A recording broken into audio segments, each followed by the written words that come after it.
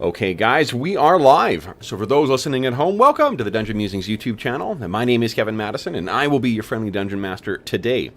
Today, we're carrying on with our ongoing campaign playing... Oop, where'd I put it? Where'd I put it? Ah. Advanced Dungeons & Dragons 2nd Edition, playing through the 2013 adventure Legacy of the Crystal Shard. And with me today are this is our quarantine campaign, and we have our quarantine crusaders themselves.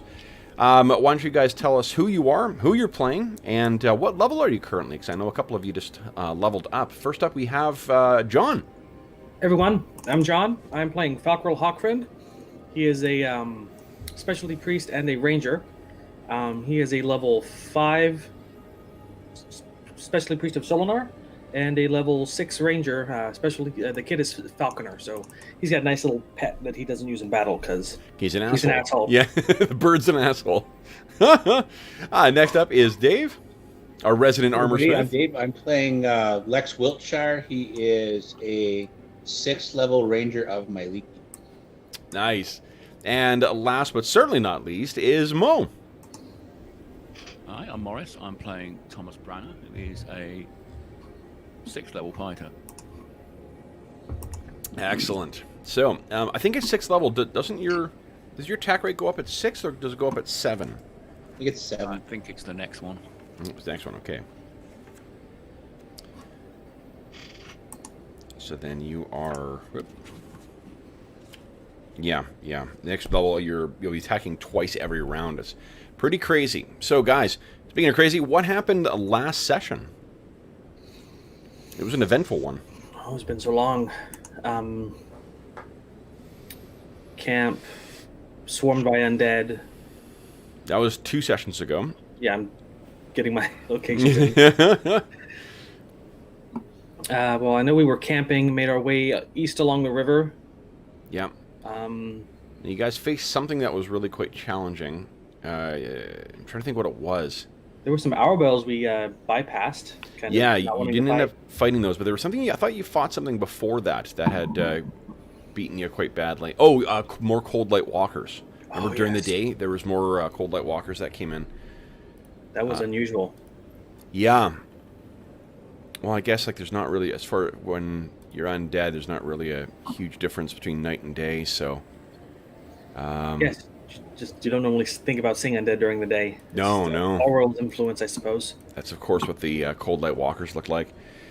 Then you encountered, yes, the that small herd or whatever of owl bears. That amazing snowy owl bear illustration from Rime of the Frost Maiden. Terrifying. Yeah, pretty awesome. And then we ended with a bit of another encounter, but what happened then? Well, we came across a polar bear breaking through the ice for his lunch, and then we saw him shift into a hybrid form, and knowing what we know about lycanthropy, bears tend to be like the most good of the lycanthropes, so we decided to go meet and greet him, and he wasn't hostile, so we talked about what we're doing, our mission here, about his backstory, and we gained an ally. Yeah. And do you remember what Ostin's backstory was? He was part of the bear tribe, actually the son of the current leader, I believe, and he was ousted or exiled because of his lycanthropy. Yes. And yeah, so where we last, that's where basically we left you guys, was camping with Ostin and making your plans for the the next stage. So one of the things that you guys hadn't talked about before was the actual, how you plan on assaulting Evermelt itself, and sort of what you plan on doing to defeat the Owlrill there and the Bear Clan. Or Bear Tribe. I think I alternate between saying clan and tribe, but I think it's tribe. I listened to our session over again. Let me double check. In here. I'm not copying you, John. Do what? I'm not copying you, What are you doing? but I did take mountaineering and dual weapon style. Tribe is what their social unit is. So, what he tells you, there's a couple of choices that you guys are going to have to make. For one, do you feel, I guess one thing that Osen wants to know is, do we feel we have enough allies to make the assault now? In which case, the decision you need to make is whether you wish to, I mean, a full-on assault, as as skilled as you guys may be, Osten thinks that is certain death. Just there's far too many of them. They will get to us, and if the White Witch is able to get her attention on us or on you guys, then that will be that. And then there's the dragon. There's the dragon as well. Though Osten questions whether you saw what you think you saw. Pretty sure I saw a dragon. He said that he has seen a dragon flying, but it appears to be ragged and skeletal. That's not obviously what you guys saw. That's what we saw, isn't it? You saw a very big, very very intact dragon. Oh, I thought the second time around when she flew over our heads after we collapsed the mountain down, I thought we saw that it was skeletal. Oh, maybe you did. Yeah. Maybe you did already then. Okay, so it's consistent with what he says then. So he says that I was going to take pictures of the dragon skeleton in Skyrim and post them on the Discord. Oh, okay, right. Undead dragons. Right. So, so there's that. The meaning that there's two kind of ways we can get in. One of them is to sneak in, though only Osten in his human form and Tom may be the most inconspicuous. We could disguise Tom as not of the ragged tribesmen, but they could make an effort to try and disguise him. Osten is known to the bear tribesmen, given that he's the son of the bear tribe, so he may be very easily spotted as well. And Falcore and Lex, your elves, your tiny frame will definitely, unless we dress you up as children, which is possible, then you would stand out among the ragged people. The other option is the advantage of going that way is that there is a route that goes basically a safe way into the cavern. You don't need to go, I think you've heard that one of the ways to get into the cavern inside is to follow the pool and, follow the route that Wolfgar, king of the elk, made, the path he followed 100 years ago. Down this chute from Evermelt, from the actual spring itself, down an ice stalactite or pillar, and then into the actual dragon's lair. That's how he arrived. That's how he slew Icing Death. The other approach is from above. Is that you guys will have to climb the walls of the glacier and then make your way to Evermelt, but approach from the top, because there is an opening that Icing Death used to go in and out of. And even in the centuries since his death, the warm weather at Evermelt has kept that open. So you could go in there. The challenge there is it's about a 200-foot drop from the ceiling down into the lair. You guys do have all your climbing gear and whatnot, so hopefully you've got enough rope to be able to do that. But that is the other option. The downside is, for that one, is you're traveling across a glacier, which can be really dangerous, and you are potentially leaving yourself exposed while you're making your way down. So those are your two options for it. Now, the other option is, I guess, is to try and seek out more allies. Now, to the north, you guys encountered that bear that Osten knew. That is not the only, spirit animal that lurks in these lands. And if for whatever reason those things have allied themselves with you, you may find allies among those animals by traveling north. The downside is that that's also a region of great death. So there's the risk of running across undead. You know, it's a dangerous journey, but you may gain allies that way. In addition, to the south, into the Spine of the World Mountains, right down around here, it's said that there is, or I mean, it's not said, he knows, there is a powerful druid. And it's said that druid's people. If you can contact that druid, having a master of primal magics with you might prove a great boon to... sorry, John, he's making a lot of noise there. That's weird. That may provide some, another erstwhile ally, and having someone who can master nature magics to throw against the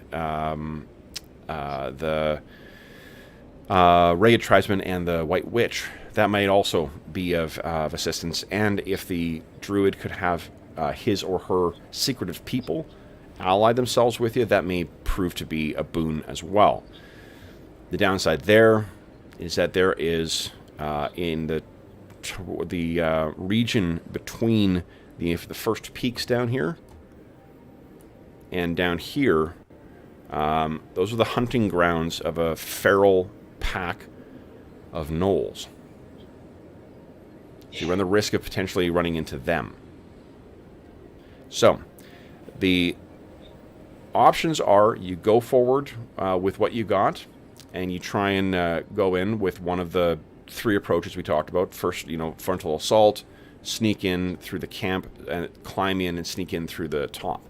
Alternatively, you can seek out allies, either to the north, to the south, or both, and then use them as part of one of your plans for assaulting Evermelt. What are you thinking, guys? Thinking a side quest is a good idea right about now. No, really, head on is going to be suicidal. Well, you're hard to hear. I don't know if you could turn your mic up a bit. Oh yeah, Mo, you're just a scooch quiet there. Hey, nice. George is back. Hey, George. Right. Is that better? Fred, what's going on? Yeah, that's better. thinking Falcore wants to vote for the druids. They probably make the best allies. Mm-hmm. Yeah, I don't think we can rock up to the bear tribe, certainly. But if there are the two mountain peaks down this area, we got a lot of walking to do. True. So how roughly far is that? Was that It's scale on this map? No, hang on. at the speed we've been going, it's probably like 4 days at least. Terrain's going to get rough too. Mm-hmm. Well, the Assuming we can find a way in. Ostin's probably pretty familiar with the territory, so we probably don't have to stick near the river. Well, and one of the advantages of doing that is you're heading towards certain peaks, and if you're picking certain peaks as landmarks, then you don't need to, your chance of getting lost is substantially decreased. If you have favorable weather, that is potentially a 2-day, maybe 3-day trip. Check our supplies. Mm-hmm. Well, we have 3 days of firewood and 40 rations from our meat stock. We could make that trip.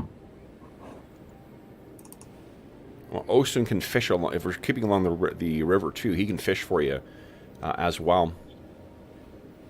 Okay. So he can try and help to supplement the food.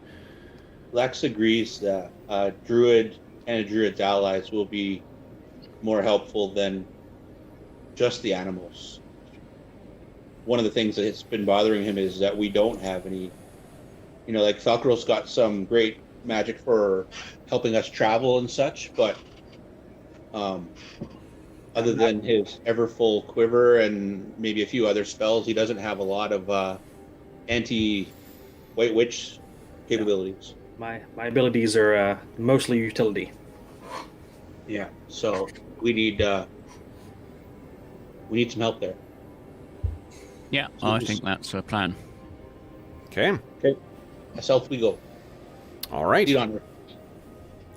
So then, you guys Right into the jaw of the Knoll. Knoll jokes again. No. All right, chat's getting Knoll jokes. Just precaution out of character. He did show some vampiric nope images, so prepare for that. Yes. Oh, those are so good. All right. So the what Osen will suggest. Sorry, very early this morning. What Osen will suggest is that you cross here and then make your way over. He will make his way out and see if the water is or the ice is thick enough. He asked, "Do you have any magics that will assist with that? Anything to make the ice form thicker, faster, more secure?" No, the magics I have is to resist the bite of the cold. I come from a warmer land that doesn't usually have these concerns. Yeah. So then, what he'll suggest is that you wait until morning to cross, and then you'll run the risk, run the risk then, see what happens. You guys do not need to cross off any rations tonight. Osten is feeding you with the knucklehead trout that he pulled from the river. And let's see here. The evening otherwise passes uneventfully. So let's see what tomorrow brings. Oops, scrolled a little too far. So the best thing I could do for this crossing the ice thing is just the light and load thing to make our gear weigh half as much. That's about it. Definitely one with the rams too. Osten suggests that you take the load off and spread it around, so that they're carrying as little as possible, at least for now. Okay, so then, Dave, would you kindly, Mr. Weatherman, let us know how the weather's going to be today? Okay, so there is snow, and there is some wind, and let's see here, the snow itself is, come on. Well, those are bad rules. It's like yesterday's weather in Calgary. Okay. Yeah, really, the dog was very happy this morning. Anna Banana enjoys the snow. Although I would appreciate if she would eat less of it, because she seems to have to go to the washroom a lot more often right now. All right, so this is light snow. So actually, the snow is not too bad today. Should not shouldn't impede your progress. So no one's going to have to make any kind of Constitution checks today. Now, you guys don't have that. I think we we left. Didn't we end last session saying, we'll talk about the use of the ring tomorrow? So you guys are without Baronar's band for the day. All right, so now if we find the druids, they might be able to help. Yeah, possibly, depending on what level they are. So, given that we have another NPC in the group, did he notice anything odd about Cola? I don't think he seemed to take to Cola. He as far as like two individuals meeting, it seemed like they had an awful lot in common in terms of their position and the toll that the events are going to take on each other. Ocean, as far as you can tell, seems to like and trust Cola, which will make his inevitable betrayal all the more bitter. So then, why don't we do this, guys? I'd like each of you to give me a percentile roll, please. Okay.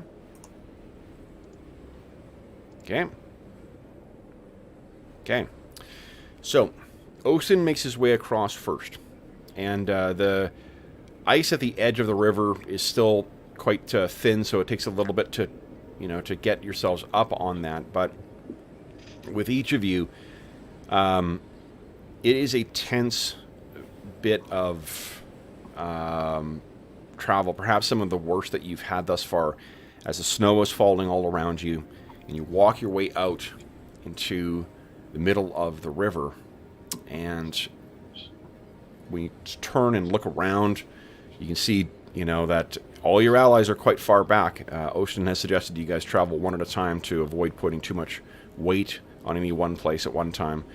I'm assuming you guys have also strung ropes between you? Yeah, at least a rope. Yeah, because that is something he suggested. And since this is highly dangerous, I'd probably cast my Endure Cold on us. Okay. But fortunately, one by one, you guys make your way across safely. Now, you have 2 rams as well that we need to roll for. Ostin will take your supplies across for you.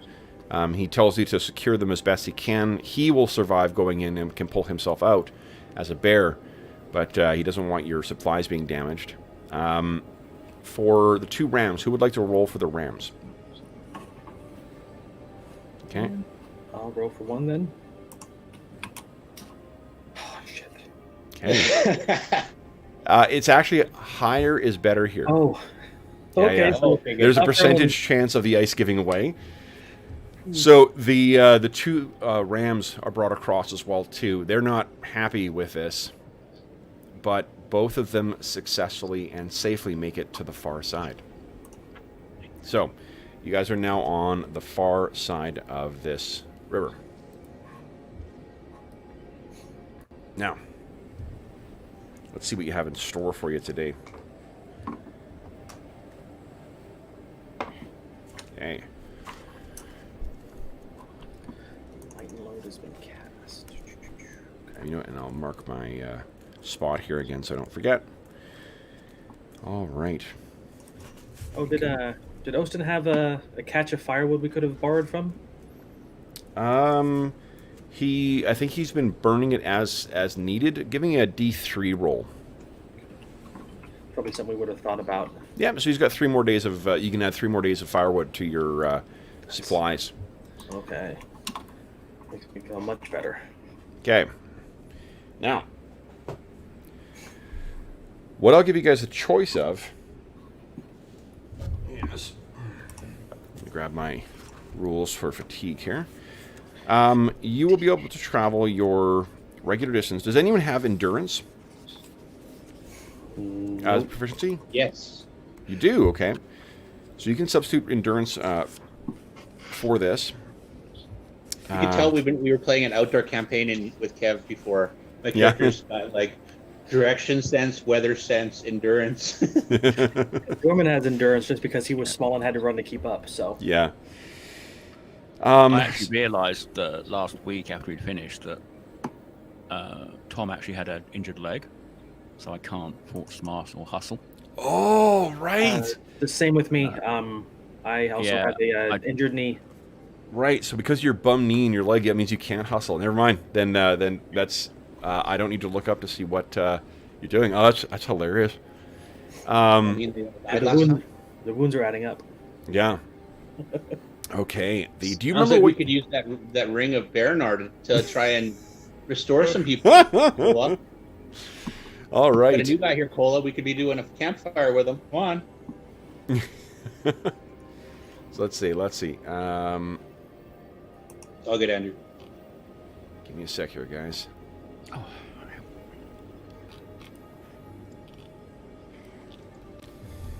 Oh, Jeff Nelson, danger to the multiverse.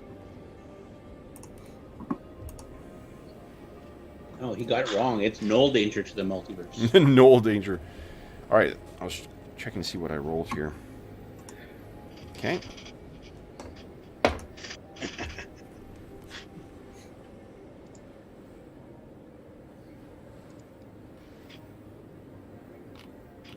I'm still making a null character next time. I do have rules for that. Okay. Actually, I have 2 different sets of rules we can consider for that, too. All right. So, guys, You set out for what is going to be a full day of tromping across the tundra. The snow is falling all day, though it is quite light. And with your new ally leading the way, you guys are able to navigate your way along across this vast and empty wilderness. Oop, I just squished you.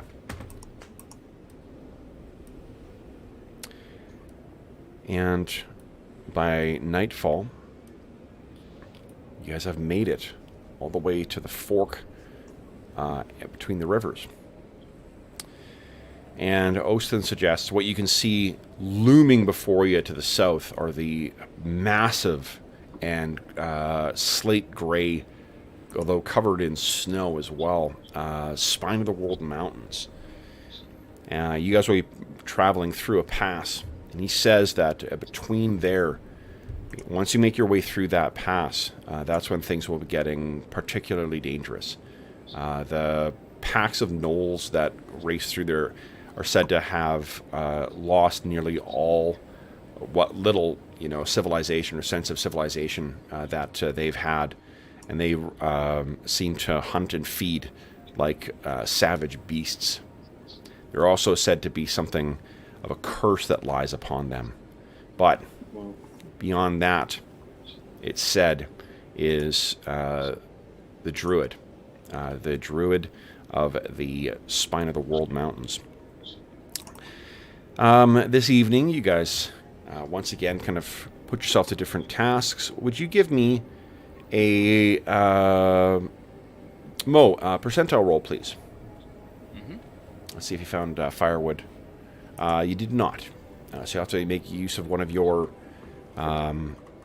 things. If you use your spell as well, too, Falcore, to set up the camp. Yes. Ostin is pretty impressed by that. He's, more. I have a small connection with the spirits of the land. Truly, the gifts of the gods. Would you, let's hear, Lex, give me a percentile roll. See if Ostin can snag some fish from that stream. Oh, let's see.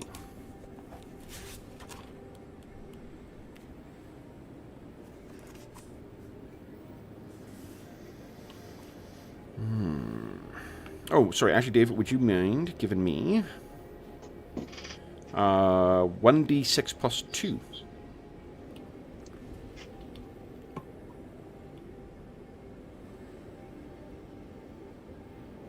Nice. Snags 4 fish. You have 4 rations worth of fish. So you guys can feel free to make use of those rather than your reserved rations for the day. Yeah, let's do that. If you tell him as well, too, as you guys are setting camps about the crag cats, he agrees with that. He endorses that plan. Whether they are fearsome or not, the only risk is when you pass through this gap and you make your way into the lands of the gnolls there. Leaving that food out may be calling to another predator that whose attention you do not want. Okay. Okay. So tonight would probably be safe through the pass. Not. Indeed. Well, If it's lurking, the crag cats often lurk more to the northern, further away from the. Well, that's not true actually. They're crag cats, so they can often be found near here. in that case, while we're in the past, perhaps we should have the rations out with the person on watch, and if the crag cat does show up, we'll toss it to him instead. Okay.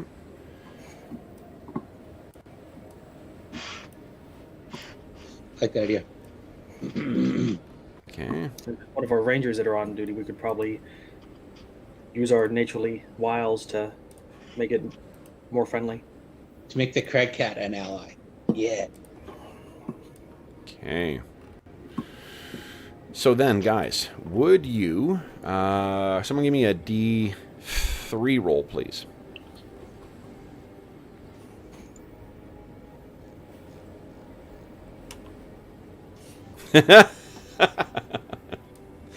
Awesome. Okay. I hate being on watch. What are you talking about? You love it. All right, John, would you give me a D10 roll, please? Oh, Lord. Nice. Okay. Nope, wrong dice, wrong dice. Okay. All right, so because of the falling snow, it's a little overcast, so you're not going to see much beyond the illumination of your campfire there, Falcore. And I think what we'll do, hold on, let's, I know John really wants to have something creepier playing here.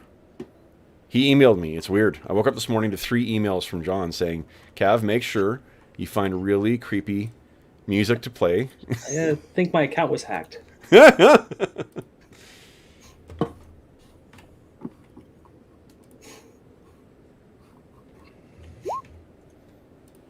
All right, let's see here.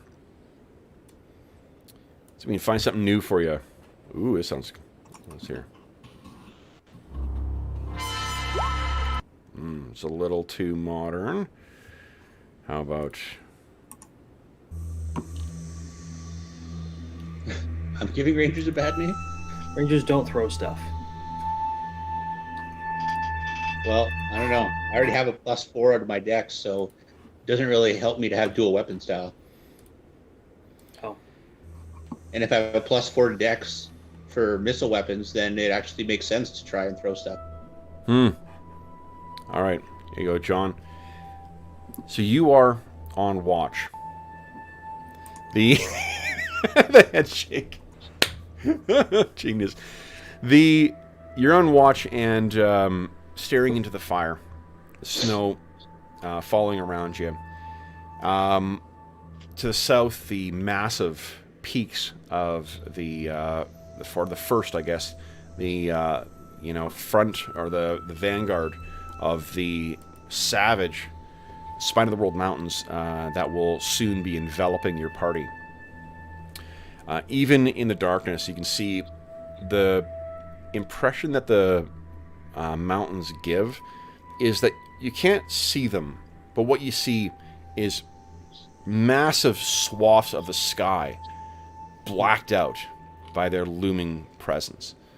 You can see a bit of the stars tonight, but the moon is a bare sliver, casting weak light through the collected clouds overhead.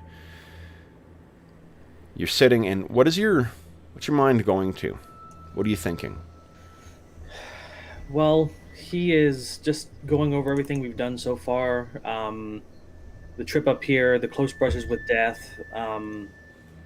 the witch and the pile of undead, and just fighting for his life. And he's just exceedingly wary of being in this cold land. Yeah. Okay. So I think it's that wariness that you described that actually plays to his benefit as a vigil for his allies, because you can see in amongst the craggy terrain that surrounds you, there are figures that are trying to move in. Can I tell if they're humanoid or not? Definitely humanoid. Okay. Yeah. And you spare a quick glance. You can see that they do not appear to be dressed for the climate. Yeah. He immediately just makes his way to the tent and opens it up and prepare yourself, boys. Okay. Ocean, he wakes up too and looks at us. For what? The humanoids, not dressed for the climate, making their way down from the crags. Okay. Let's see here. What is... Are they glowing? Falcore will see no light. Though they do seem ghostly pale for when the Cold Light Walkers weren't always glowing, though, right? Like they... No. But the Cold Light Walkers you've seen thus far were concealed. They were dressed for the weather. Okay. And Ostin's wisdom is a 12. Would someone give me a D20 roll, please? Oh, nat. All right, so that's a critical. So he, Ocean stalks out with you guys as well in bear form and kind of smells the air. He says, living. Ragged. Prepare yourselves. And he hunches over and kind of, splays his claws out as if ready to dive into combat. They seem to be moving in. I'm just going to quickly adjust this battle mat here. Let's see here. I was going to shing, but maybe I won't. What's that? I was going to go shing and pull my swords, but then, I'm thinking I'm a bowman. I'm going to pull my bow. Sorry, George. I'll have to shing later. Falcore was performing rather well in melee combat when he was defending Cola from those undead. Actually, kind of nice. We're going to delay this Hollywood shing for a more appropriate time. Okay, give me a sec here, guys. I'm just going to quickly adjust everything here. Dave, what's your offhand weapon? Silver short sword? Oh, okay. Yeah, we haven't found a lot of magic weapons in this campaign. Madison, well, I don't know. You guys have found at least one hammer, and I mean, you only need one between the 9 of you, right? So, well, and 2 axes, I think. oh yeah, so you guys are tons. Cole's got a magic weapon. Yeah. You guys are good. So just make sure Cola takes the lead. Oh, wait. Make sure Cola has that magic weapon when he doesn't come. Okay, let's see here. Need a spell to make my arrows magical. Definitely. Or you'll need to learn how to shoot your, what do you call it? Your, shillelagh with your bow. Quarterstaff? No, you can throw clubs, and I can enchant a club, but it loses its magic when it leaves my hand. And as we've established in an early session, too, you can technically throw a two-headed sword. It is not terribly effective, but you certainly are free to do so.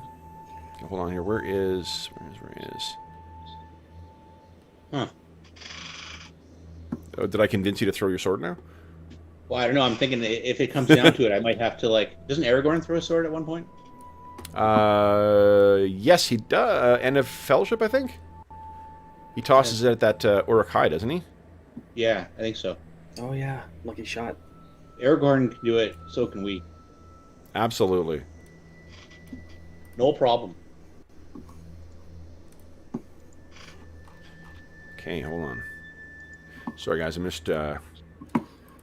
Right, we'll just keep everybody entertained with Noel jokes. Excellent. Well, here, I think this will pay off, because take a look at this, guys.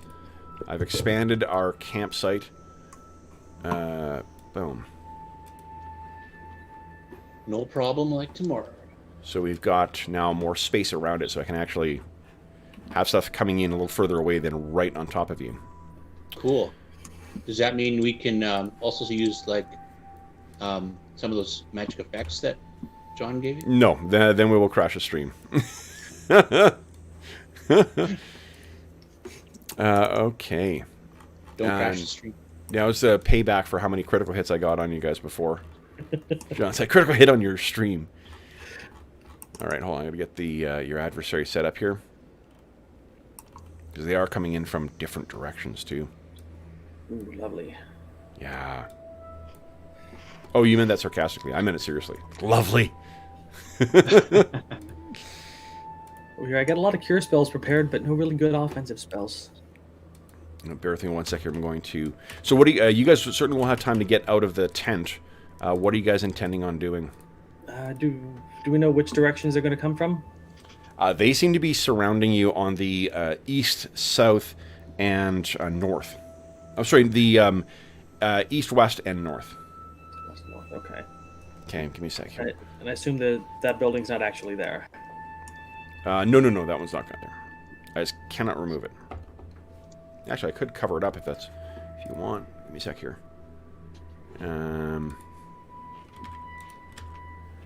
Well, I think Falcore's gonna. Okay, so I was setting the tokens up so they're. He's gonna start planting some arrows around him. Tom, you coming out of the tent? What the hell? We're surrounded. Tom's getting out of bed. He's got to get himself comfy first. Hold on. Got to get lumbar support Tom's is wiping important. sleep out of his eyes. Yeah. He's like, hold on. I need my morning coffee. Lumbar support is critical for any warrior. Come on. We all know this. 100%. All right, here we go. And okay. All right. Then let me quickly. All right, Mo's back. Yeah, sorry, I just had to arrange a pillow because. Well, we're saying, hey, lumbar support last is, night. yep, it's important for heroes. So let's see, glacier. Where'd I put that? I am glad I sprang for the glacier set from what's his name? Oh shoot, where'd I put it though? There it is, from Gabriel Pickard. Time is 6. Okay, good.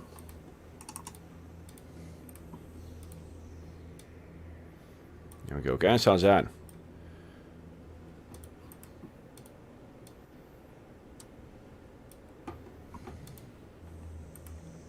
Woo, woo, woo. Go. Okay. Desolate. Yeah. All right, now let me select these without selecting Falcore. There you go. There we go. Move Falcore to the map. Okay. Yep, you can't move. He's stationary now. All right, so that should be... well, let's do one more here.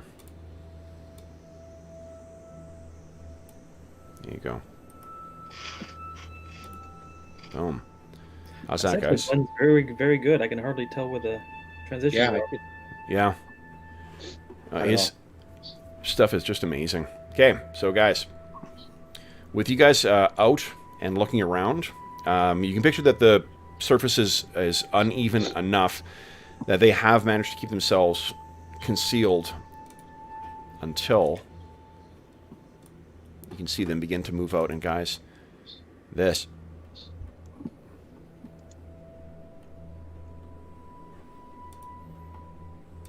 is what stands around. More of these horribly frostbitten and mutilated, ragged tribesmen. Hey, these guys aren't undead. These are just... No, and that's what Ostin had said. All right, so guys, Ostin is a large-sized creature, which means he will be attacking on a with a weapon speed or a speed of 6. So, let's start off with initiative here, guys. This will be round 1 as these things come into attack. And let's switch out here. Do we have time to plant arrows, Kev?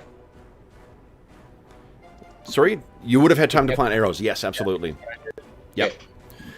Okay, so then, guys, let's see here. We'll start left or right here. John, you're going to be up first as these things call out and begin charging in. Initiative. Ooh. John? Beat my 10. Beat it. Nice. Okay, so I am not until... Oh, one thing I forgot. I was thinking about this last time, too. Some of these guys are using axes, and axes ignore 1 point of DR. I'm targeting them specifically. I was going Okay. to target the closest ones, but sure. Oh, a 9. My goodness. Yeah, he beat you. by, Actually, they're slow. So Technically. All right. So I think it's probably the unnerving battle cry of these things. So who is going to control Ostin for me? I could volunteer to do it if nobody else wants to. Okay. Then just his character sheet is fully set up there. Okay. He has 2 claws and 1 bite. That's Oswald. I don't need that one. Okay. Then he's not old enough yet to have the bear, thing. And he does all of his attacks at once. It's only when you have iterative attacks from different or from the same weapon is when you split it up to the end of the round. Gotcha. All right. And then these guys are acting. So does he do paw bite? Whatever order you want to do it. Usually that's what I do. Well, Okay. He's got 2 paw attacks, right? Yes, correct. Okay, then guys, these things, you guys will be up first here. So we've got Thomas up first on a 14. What are you doing, Tom?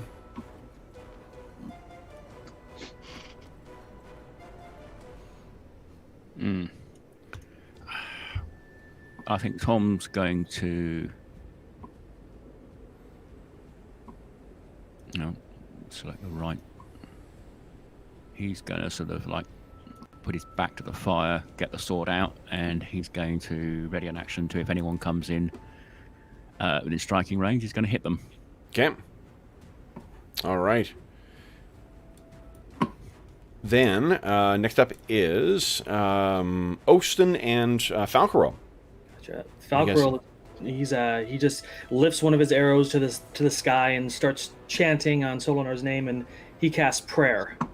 Nice, excellent. So everybody's getting a +1 to pretty much attack and damage rolls, saving throws, and all the enemies within 60 feet are going to get a -1. Okay, does that count most or all of these guys? Let's see here. So I think only half of them. Ugh, shit, because... So... Yeah, that one... Yeah, those top 3 maybe, but... Okay, so yeah, it looks like... About the party. Well, yeah, no, that's so really just the top 3 then. All right. So then it is the next Ostin. What is Ostin doing? You think Ostin would charge in and attack something? So he's got a move of equal to an unburdened human. So he would have 4 squares he could move and then attack. Oh, maybe he's gonna do what Tom did, move over and prepare an action. Okay. All right. Then, so that means 1 attack, because ready in action, you don't get to use your full attack rate, then you get to use 1. He'll do the bite. Yeah. Okay. So he roars out in like a, angry, bear. Then it is Falcore or Lex. Lex, what are you doing? Looking here, so this guy's probably got cover from the tent. No, because the tent would be sloping, so I think you can see him okay. Okay, then I'm going to shoot him. Please do. That's a hit. Yeah. Nice. Okay. These Kelly tribesmen are ranging far and wide. Okay. All right. Almost as if they were following you. All right, then it is their turn. So 1, 2, 3, 4. All right, so they're starting to charge in. 2, 3, 8. Okay. 1, 2, 3, 4, 6, and 8. So they're not able to. They're just making their way in right now. 2, 3, 6, 7, 8. Ooh, one of them's getting dangerously close there. 3, 4, 5, 6. Oh, one of them's going to be able to attack Ostin. 2, And Ostin can attack him. 6. Okay. First blood. All right. Yeah, Ostin, go ahead and make his attack roll. +1. Oh. That actually hits. Oh, okay. Yep. And damage for small medium, +1 from player. Oh. So he and bites down into this thing. Look at that. Big hit. All right. Then it is that thing's turn to attack, so it swings at Ostin. Ostin's AC, I think, is a 5 or 4? This is a 2. It's a 2. Awesome. And these things, that's one of the ones from the top, so he'll get a penalty to attack as well, too. So that's a miss. Swings at Ostin, but Ostin kind of dekes back and then falls down on this thing with that massive bite. So then end of round, we have second volley. I think you guys have an attack rate of 2-3 right now. Right, so next round is with the planted arrows. You'll have multiple attacks next round. But you have your second volley now. So go ahead, Falcore and Lex. Just Lex, I cast a spell. Oh, right. Lex, what are you doing? Yep, it's a hit. shoots the one that's right near him. Okay, go ahead and roll damage.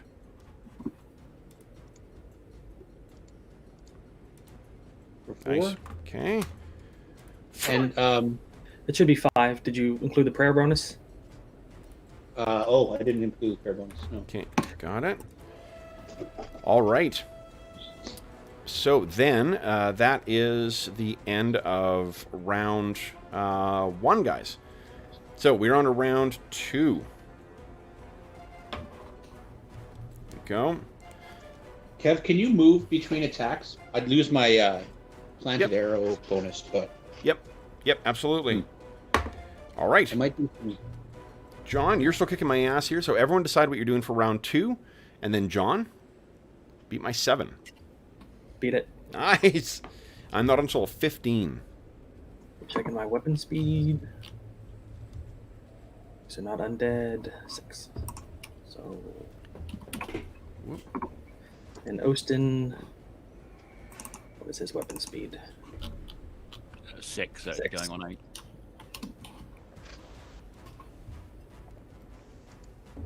Excellent.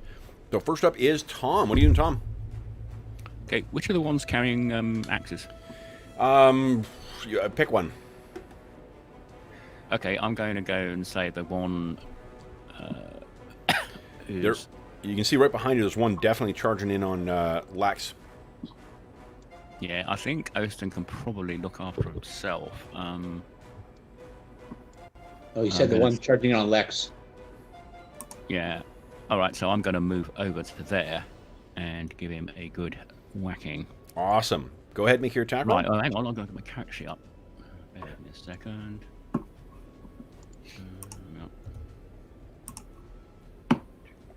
Sorry, I was forgetting to do that. Right, so this is +1, isn't it? Yes. Yep. Attack and damage.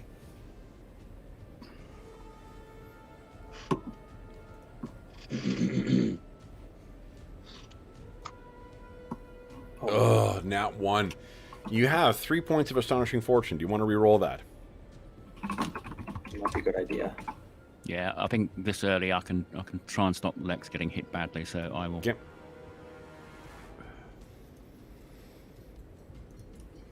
Yeah, oh yeah. Great hit. Go ahead and roll damage.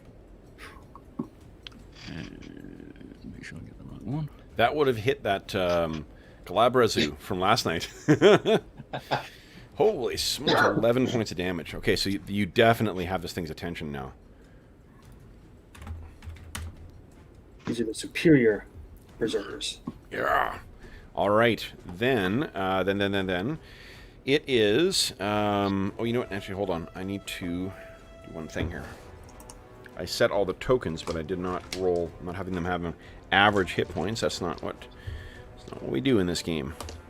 We roll hit points around here. It's dangerous. Actually, a little less so, because that was enough to kill it. I set with a fairly high average for the hit points, which is why I want to make sure I roll for them instead. All right, so like for instance, this guy back here, you may think, boy, that's a awful lot of hit points. He seems barely affected by Falcore's or Lex's deadly shots, but in point of fact, much more badly hurt than you thought. Okay, and the one that Ostin bit into as well. All right, so then... Oop, come on. Thing, work with me. There you go. All right.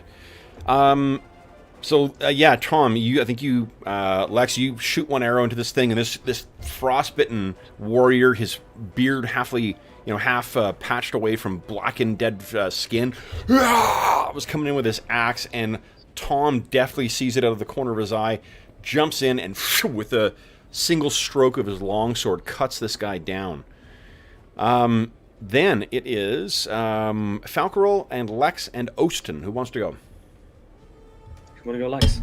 Yes. Shooting at this one here in the corner left.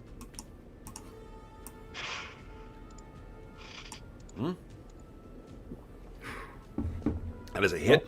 You Oh, nice. Let's roll down. got your 1 damage there, Lex. Roll hit points for this schmo. What's that?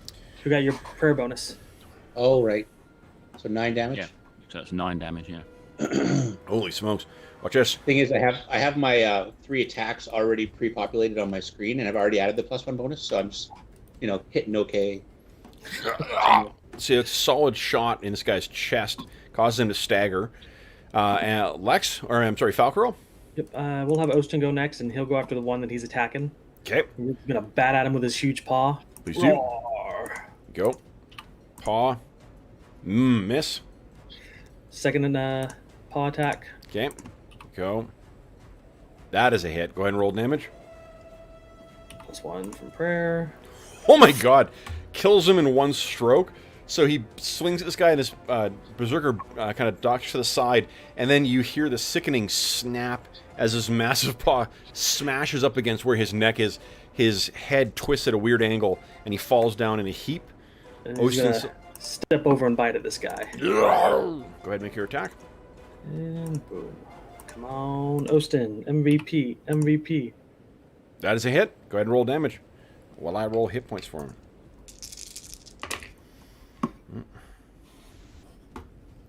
Okay. Ooh, big hit. So then, that means.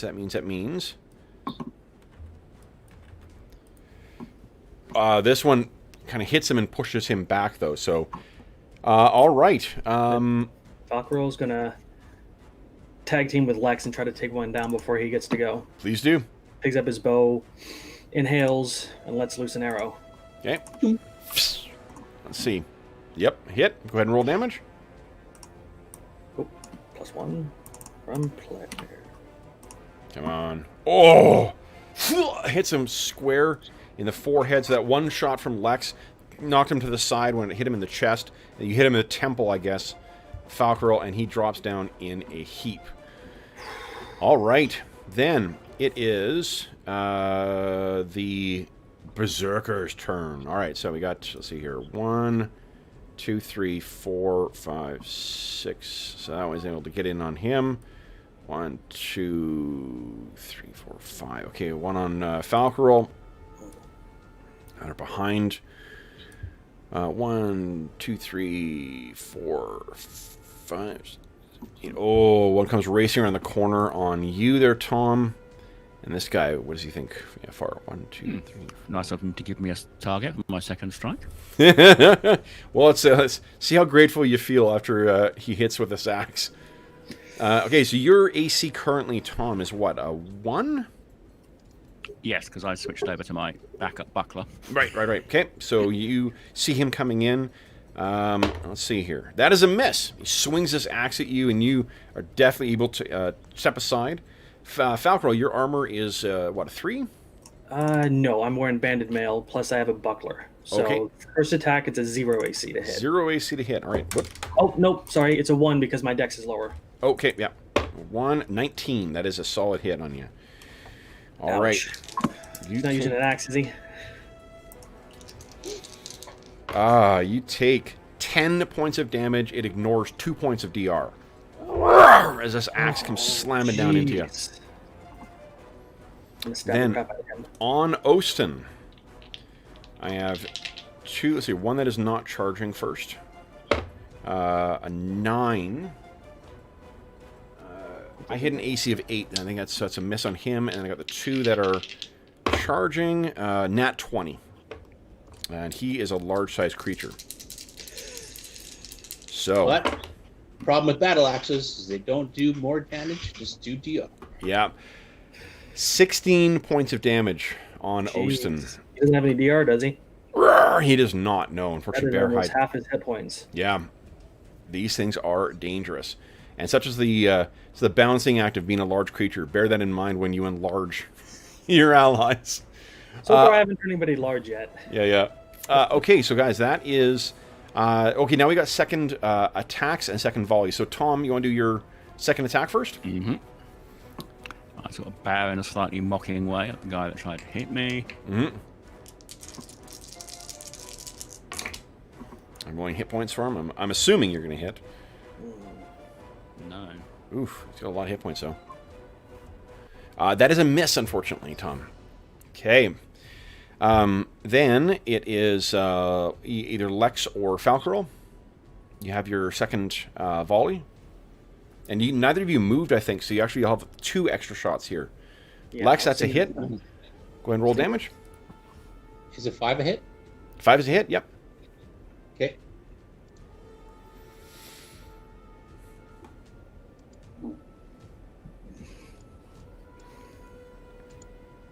Okay, here we go.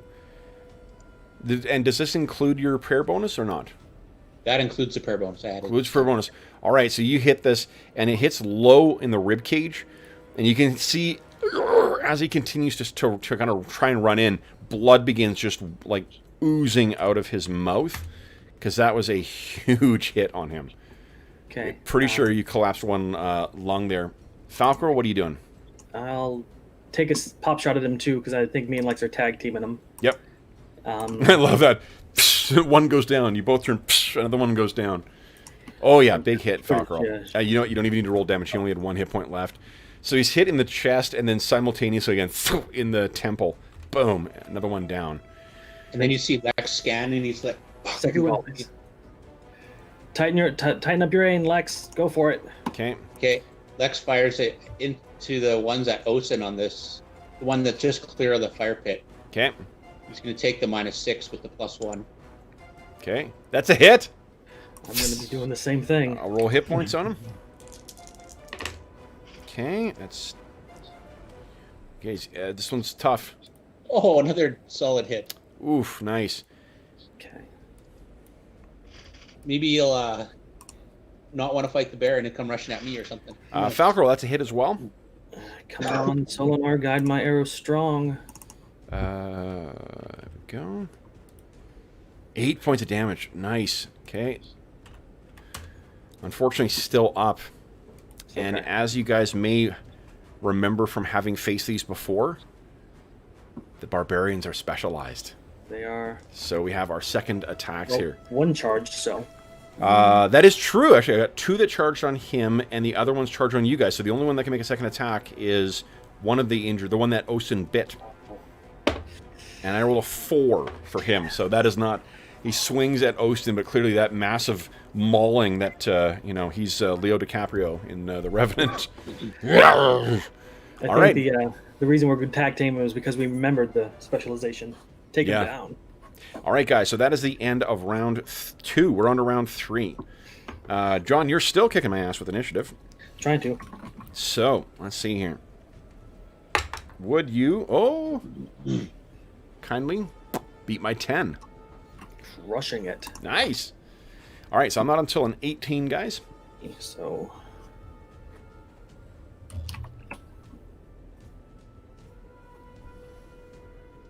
You know, the thing that dawns on you, too. What happens if a fleck of this black ice breaks off inside you? I don't need to think about that. Falcore, you're up first. What are you doing? He drops his bow, grabs his 2 little short sword and dagger, and goes to town on this guy next to him. Please do. Short sword. That's a hit. It's Ginsu knife time. Oh, good hit. Holy smokes. Wow. Yeah, that's great damage. Wow. I don't think it hit with the dagger. So. That is not. No. All right. Osten's being surrounded. Help him. Okay. Then it is Tom. The question is...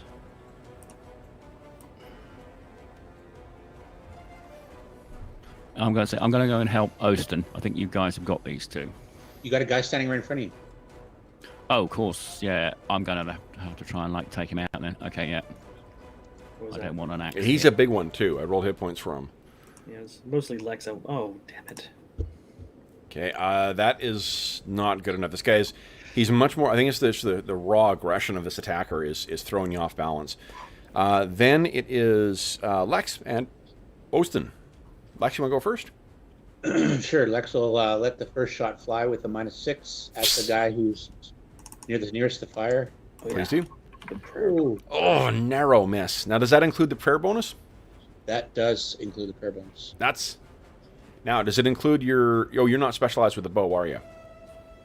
I'm No. not special. No, you're a fighter. Okay. Because you would have had that bonus from specialization. Narrow miss, but you're careful to not hit your ally. And then Ostin. Okay, he's gonna go to the mostly wounded one to his right and try to bat him away because he Okay. got hit by him. Go ahead. Smack. That's a hit. Go ahead and roll damage. Ostin smash. Oh, yeah. You can hear his rib cage collapse under the force of that mighty paw. And second attack. The one to the left, Okay. top left, Swings wide. and then the same one with a bite. Okay. Oh, no. Come on, Ostin. Ugh. Who do you worship? Solinar? I do. No. I meant him because he's missing in melee. Then it is the Berserker's turn. So we'll start with the one on the bottom here. Tom, this one that you've been swinging that thing at, he is grinning at you, but you can see that half of his cheek has all rotted away from the frostbite. One of his eyes seems to be all white over, and he leaps forward, bringing that massive great axe up, and I roll a nat 20. No. So, you take 10 points of damage. No DR applies because of his axe. Then the two that are facing Ostin. Oh no, we'll go with Falcore first. You got those little bows out. You've stuck him once with it, and he, as Then if I it stabbed him with my sword. is nothing. He and swings this big axe at you. An 8 will not do it. You see this thing swing just in front of you, and then against Ostin, one of them swings this thing wide as if he is trying to fell a tree. A solid hit. Large-sized creature. Stop it. Bad combo. Oof, 12 points of damage. From the first, Ostin cries out in pain. And the second attack, he batters it aside, and it misses. This is the end of round 3. So, Lex, you have your second volley. Okay.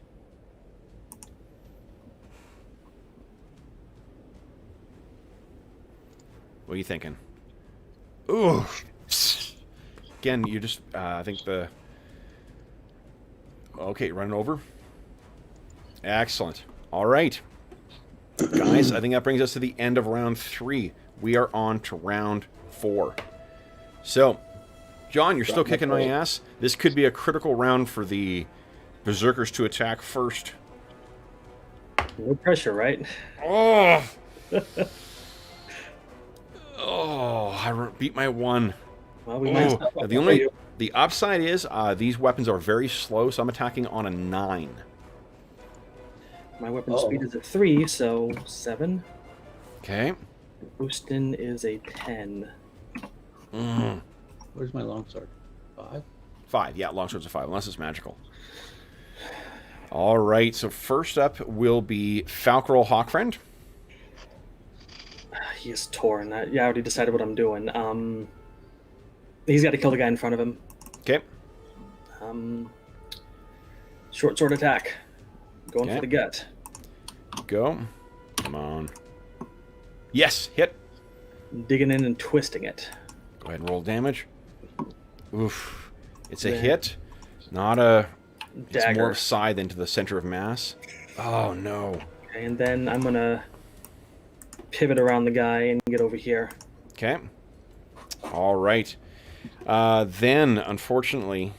Oh, no, I'm on a 9, so it's supposed to be simultaneous. Lex, Tom, and the Berserkers are simultaneous. So, Tom, we'll start with you. What are you doing? I'm going to hit this guy. Come on. Do it. Do it. Oh, jeez. Tom. Oh, not good. All right. This guy is just, it's your fancy footwork that took down those other ones is proving nothing against the sheer fury of this thing and its massive axe. There is no artistry in their fighting. Lex, what are you doing?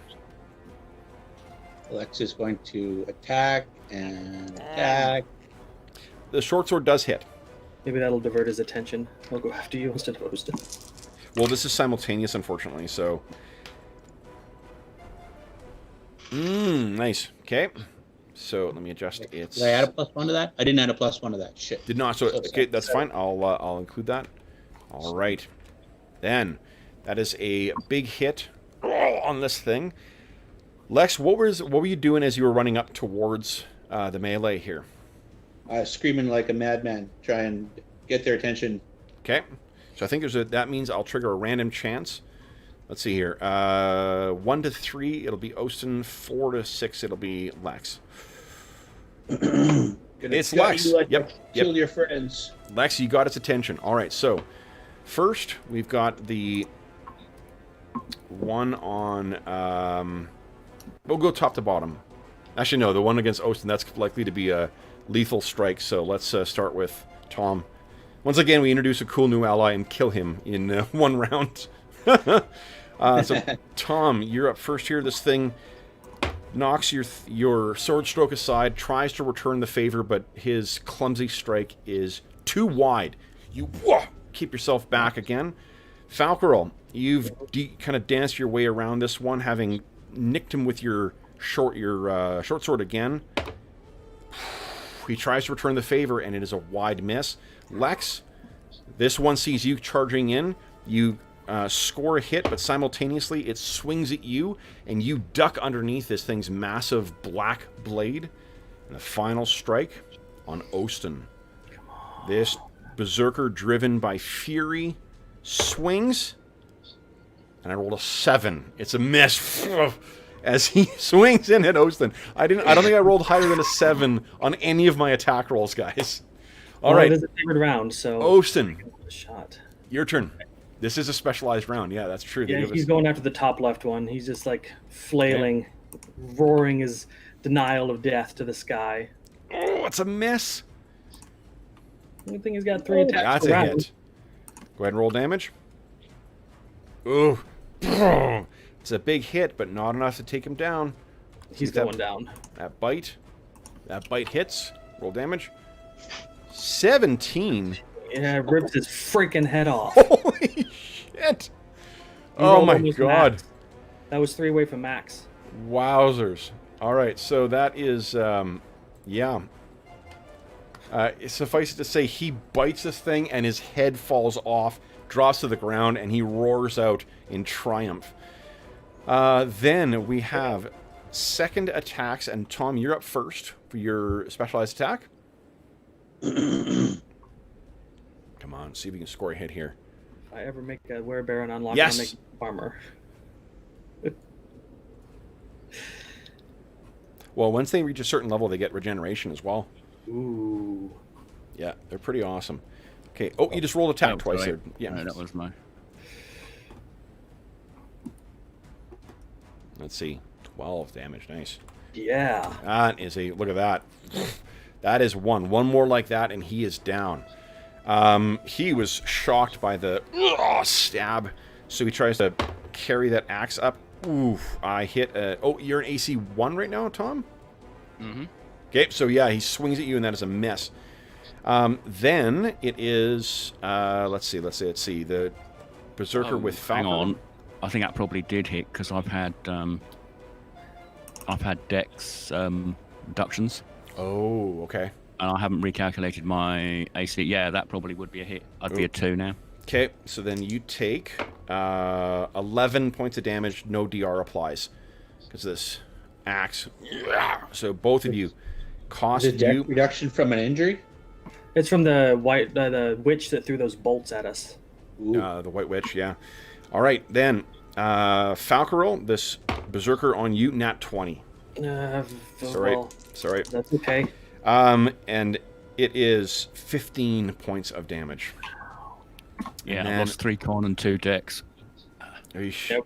Yeah, Kolo should use that restoration on Tom. Lex, the second attack on you is a miss. Now, I think, is that everyone's attacks for the round?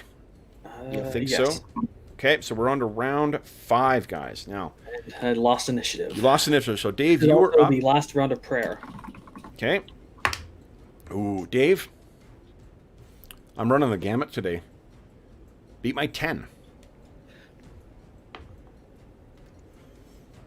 Woof. Keeping it interesting. I'm on an 18.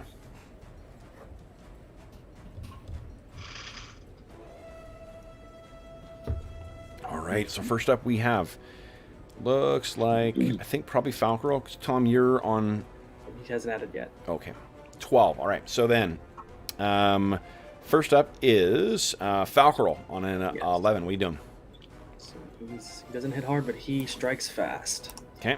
Last round of prayer. He's stabbing with a short sword and going deep. That is a hit. Go ahead and roll damage. Come on. Oh, so close. That's okay. We have a dagger. Strike for the throat. Here we go. Not 20. Beautiful. You don't even need to roll damage because he's only got 1 hit point left. But I want to. Okay. So you strike him, and he kind of you see that opening, and you finally get your dagger and plunge it into his eye, and he kind of and then falls down dead. And I run up there to get behind the guy. Okay. Then it is Tom. Locked in a mortal battle with this guy. Come on, Tom. Yes, hit. Yeah, cleave him apart. Go ahead and roll damage. He's gone. Like I said, you only needed one more just like that. So he hits you, but you like spin around and then with slashing motion deftly separate his skull from shoulders. So he drops down. You could still move half your movement if you like, Tom. So you could move 4 squares, yeah. Then it is Lex. What are you doing, Lex?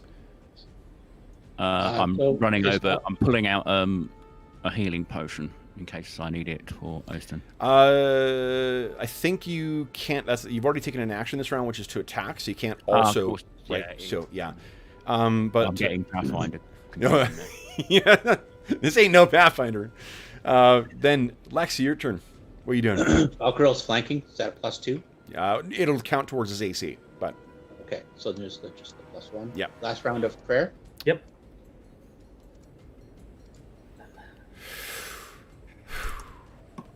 thank God for flanking. Thanks It's a hit. The second one, unfortunately, is not. Oh no, the second one is a hit too, actually. Oh no, because it was an 8. Yeah, it is. The second one is a hit as well. They're AC 7. No, guys. no. The second one, I keep going back and forth. I'm adding your 2 bonus twice. The second one is a miss. The longsword is a hit. Go ahead and roll that. Come on. Ooh. Okay. Okay, Austin's gonna. I think that was the wrong weapon. Oh yeah, you rolled the wrong weapon. Oh yeah, damage. the composite. Yeah. Oops. You I threw stabbed him arrows. with an arrow? This isn't Lord of the Rings. I didn't stab him with an arrow, You folks. can actually do that in Pathfinder.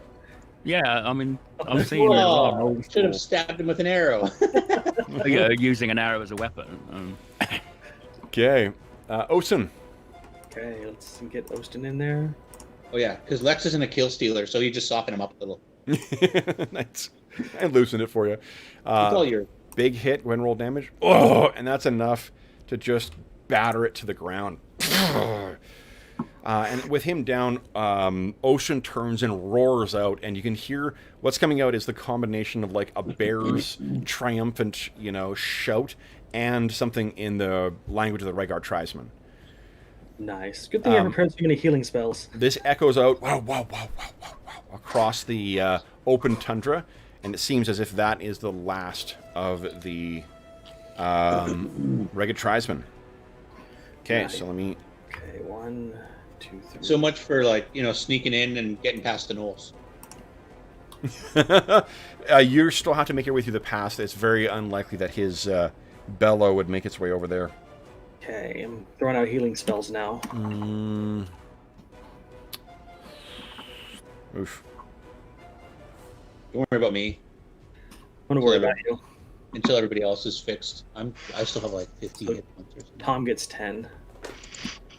All right. And More tea. Okay.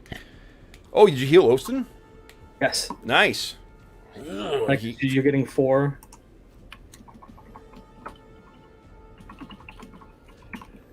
Awesome. All right, let me. 7 and 7. And I've got one more cure mod left. Give it to Tom. Okay. Another 10, Tom. Wow, nice. Cure light, I did 1, 2, 3. Got one cure light left. Okay.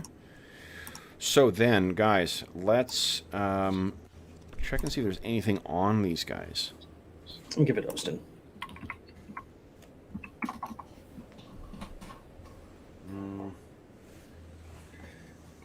Ooh, that prayer was a very good spell. Which one is? Prayer. Oh, yeah, definitely. It's one of Druin's favorites.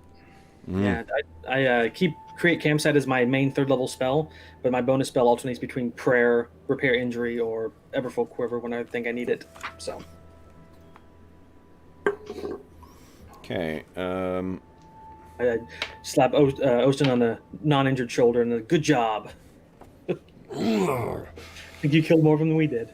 He says, "You truly are worthy allies."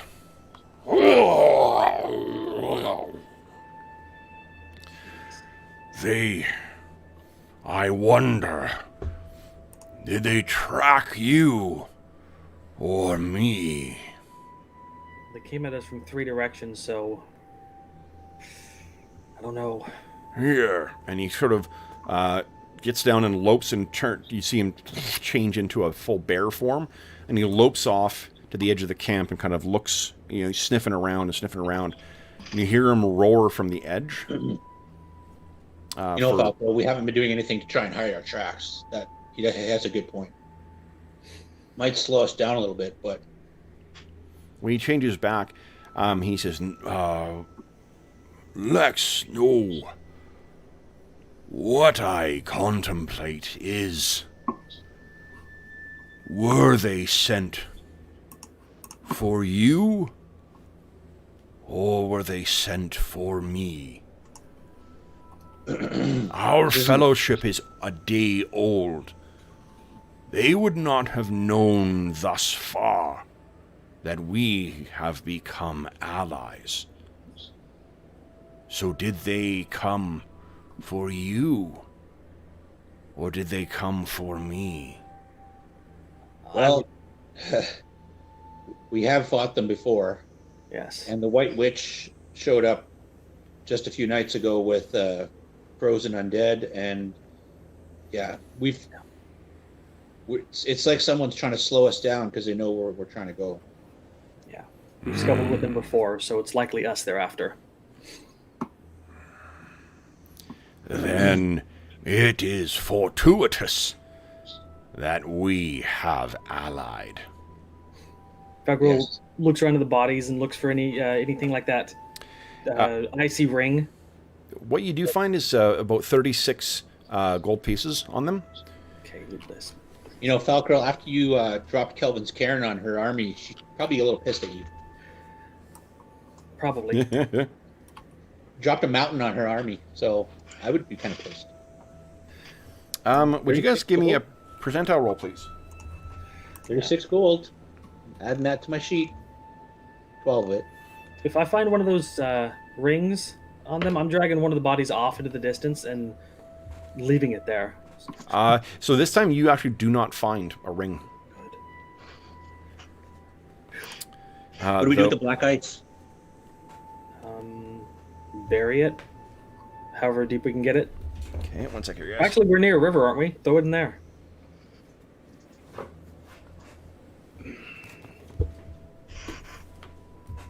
One of them has a satchel on them. And let's see here. I need each of you to give me, please, a D1000 roll. 5. Thank you. There better be something good for a 777. That'd just be cool. Oh, Tom, did you get that other 10 I healed you for? In addition to the first 10. Yep. Oh, right, yeah, thank you. Get you 20 up, so. Yeah, it's almost on full. And then I need one D1000 roll from you, Dave, please.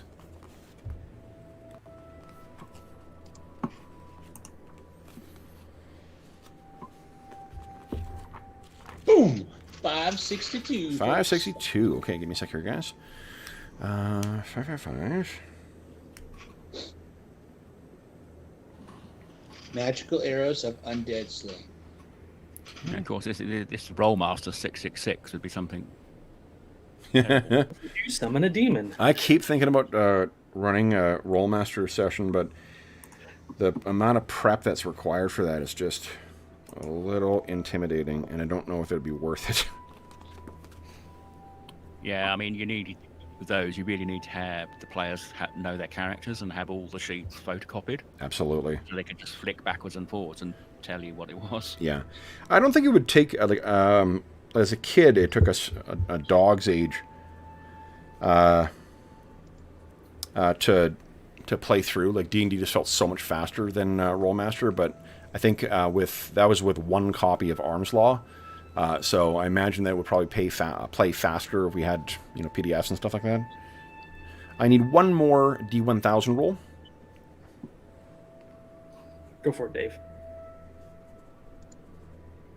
There we go. What? Nice. Okay. Oh, Oh, too many.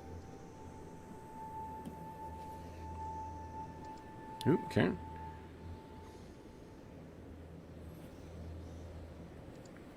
I keep ill-timing my rolls. All right. So what you guys find is that there is a satchel on this that one of them is carrying with a bunch of vials in them. And what they are...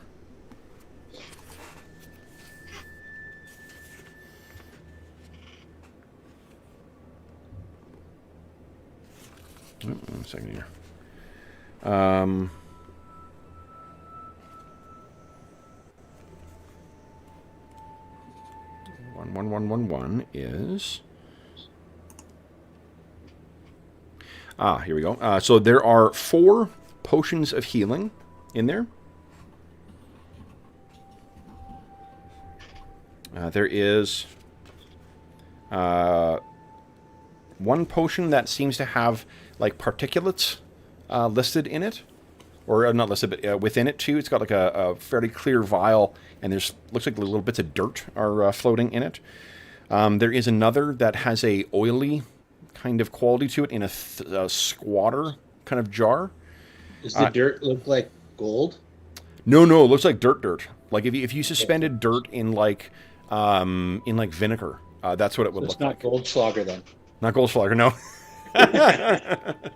Does it smell like cinnamon? It's gonna be awesome. It's the potion of college girls from the 90s. So one has those particulates in it. One is a smaller thing that seems to have like a rainbow oily quality to it. And then there are 2 that have like a bluish cast to them. They're in this similar vial to what the first one is, but they are very cool to the touch. Like even in the ambient conditions, when you touch them, they feel very, very cold. Now remember, you can sip these and try and learn what they are. Yeah. Falcore will he'll sip one of those bluish potions. So you sip one of the bluish potions.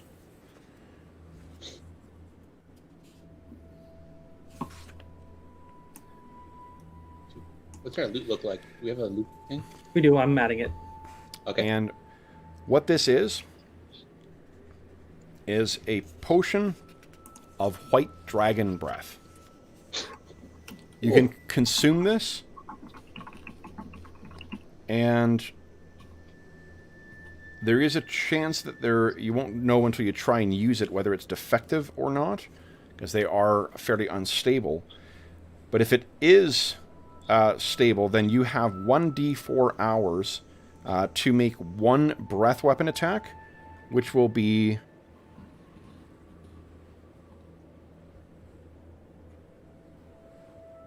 Oh, interesting. Okay, hold on.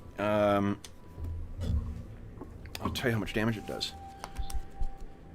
My AD&D Baldur's Gate experience over here is like those are usually pretty good. They're like almost equivalent to a fireball. Yeah, no, they can't. It depends on your age. Okay, hold on. Which category?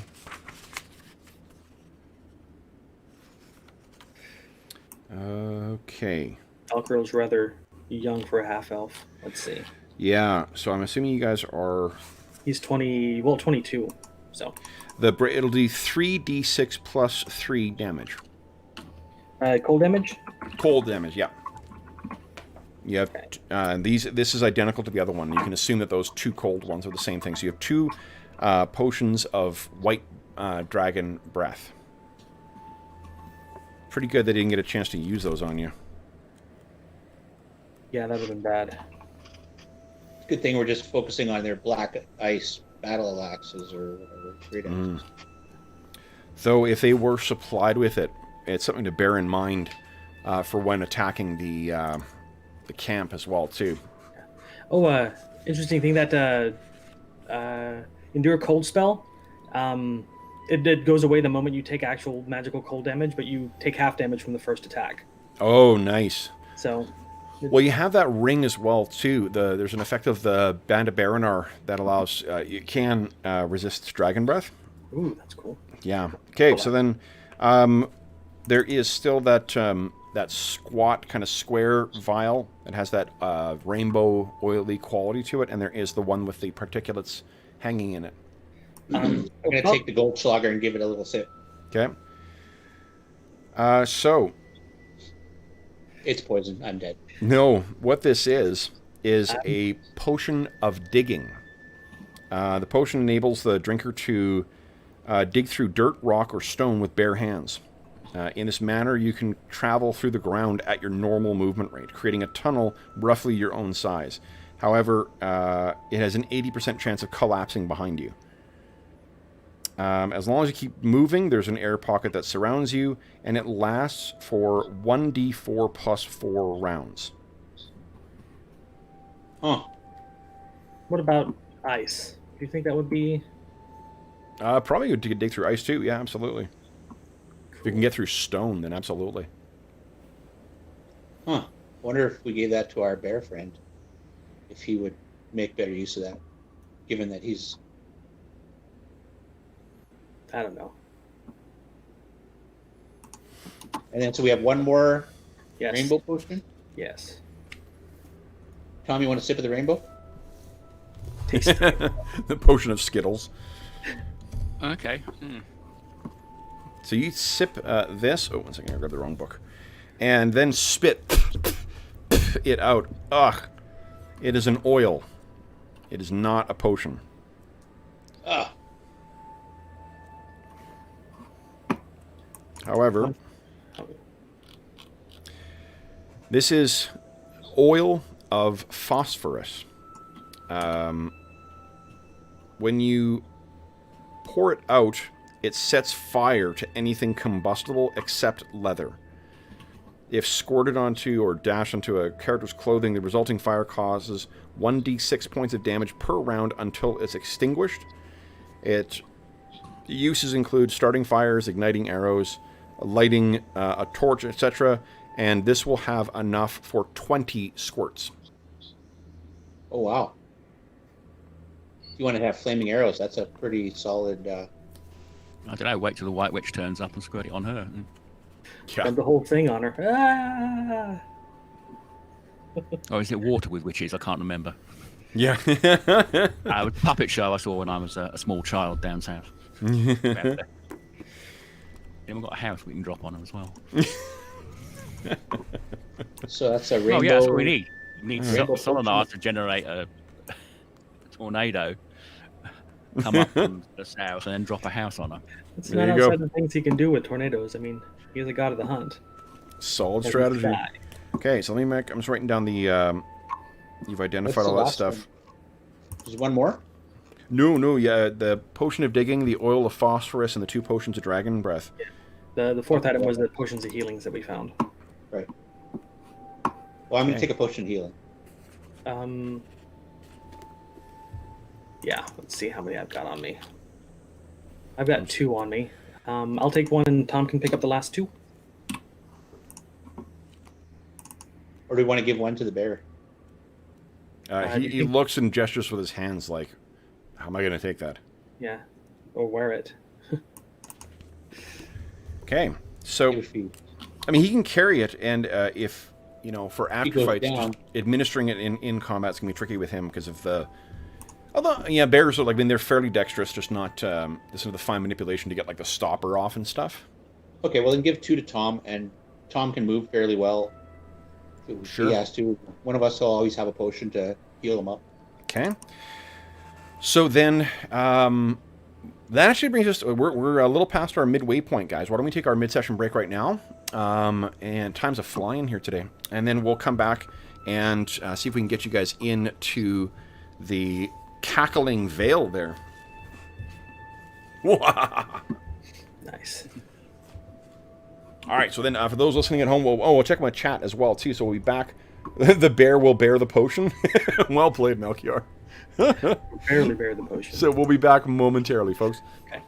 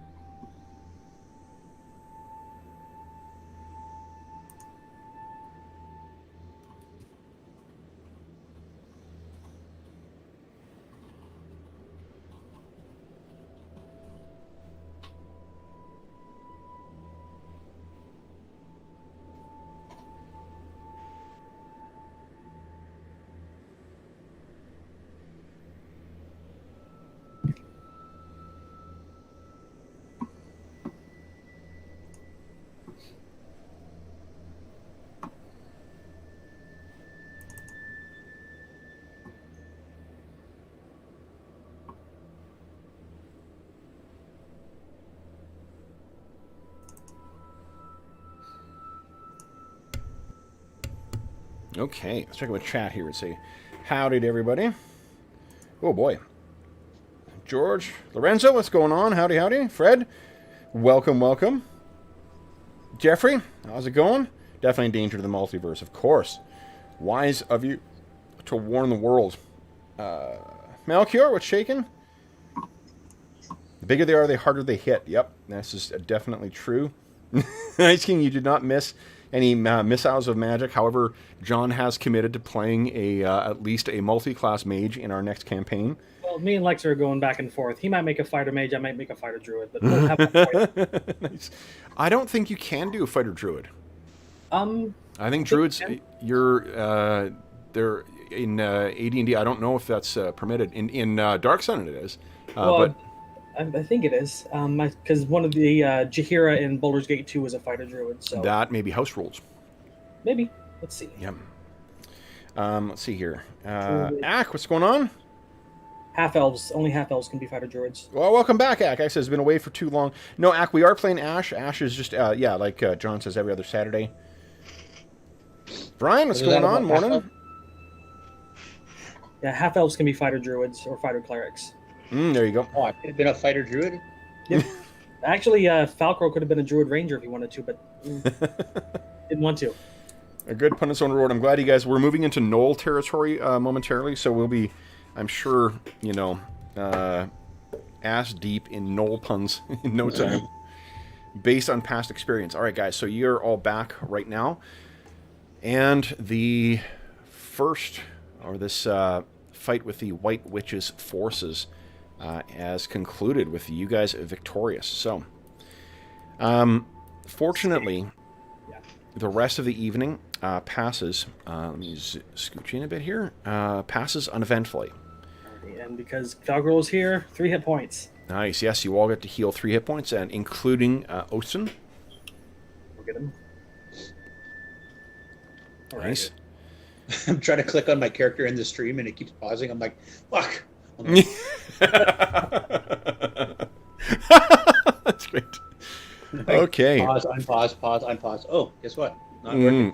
So then, for the next day, then you guys will again have to cross the river. So Osen will lead the way, and we'll have each of you go down. So endure colds all around. Yeah. Do you wish to prep any other healing spells or make use of any other healing before you? Oh, yeah. My healing, basically, it's 3 endure colds, 3 cure light shillelagh, 3 cure moderates, light and load, and then prayer and crit campsite. That's my list for the day, usually. So, Well, do you guys want to heal at all before you guys set out? I can spare some cure lights for Lex and Osten. Lex isn't down much, I don't think. We'll give a cure light to Osten. Oh, yeah, I guess he's down 10, but Okay. just making sure. I don't think my saves change at 6. I think they change at 7, but I'm going to double check. You're a ranger, right? Yeah, it's it'll be at 7. Yeah, it's odd numbers is where the warriors change. Okay. Right. I think me and Falcore, me and Lex should be fine if we stick to ranged, but Okay. Did the what other weapons were they? Just had the black ice. Great axes? Yeah, battle axes are great swords. okay. Yep. They probably had ragged made knives as well. Oop, what happened to my camera here? I'm going to start stocking up on knives. Well, I'll take one of the battle axes because they're always useful to have a second weapon. Black ice, though? It's black ice. Oh, sorry, those. Right. Okay. We were going to dump the black ice in the river. Tom. Everyone's gonna have a turn getting corrupted by this stuff. I like Tom, that. we're going to dump the black ice in the river if that's okay. Yeah. Yeah, Okay. Like I healed you for 1. I decided to use them, so. Okay. So I'm going to take 3 knives then. Sure. Oh wait, how many guys were carrying knives? Do they all have had a knife? They would all have had a knife. Yeah, there's 9 of them in total that you guys defeated. I don't have a bandolier, so I'm just going to carry 3. Okay. Tom, would you give me a percentile roll, please? Bandolier? What kind of archer are you if you don't have bandolier? Huh? You don't have a bandolier? For knives? No. Okay. Yeah, no, mine has potions. in them, Oh, Mo, are you giving me a percentile roll? Oh, sorry, another one. Knives. Knives. Knives. There we go.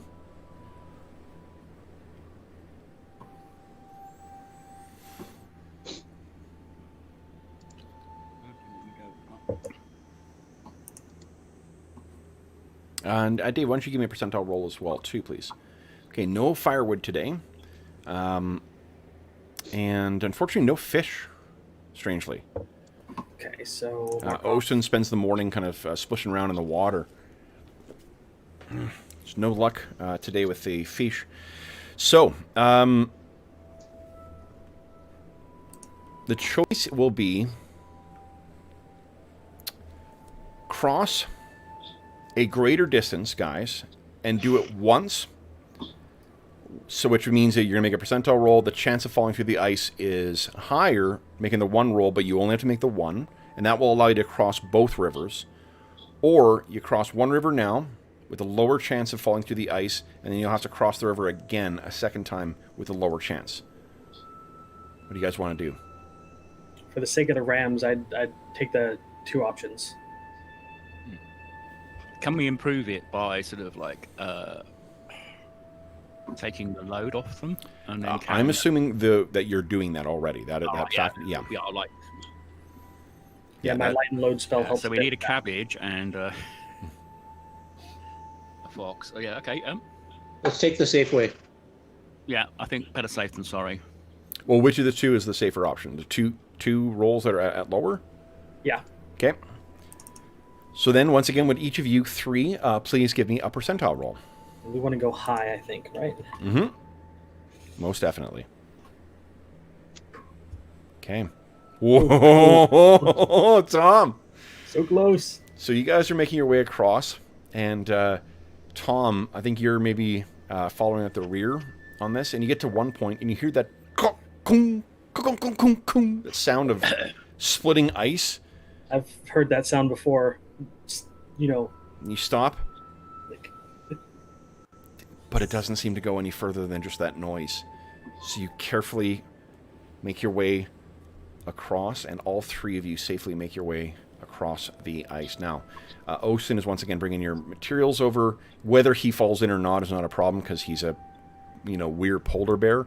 But we have two rams. Who would like to make rolls for the rams? I'll make a roll. Okay. Yep. Go ahead, Tom. I rolled two high ones. I'm due for a low roll. All right. I didn't roll Okay. last time, so. No problem. You guys make your way across the river. Now, let's see what kind of... Ooh, you're making your way through this gap down into the cackling vale. Why don't we check the weather? Lex?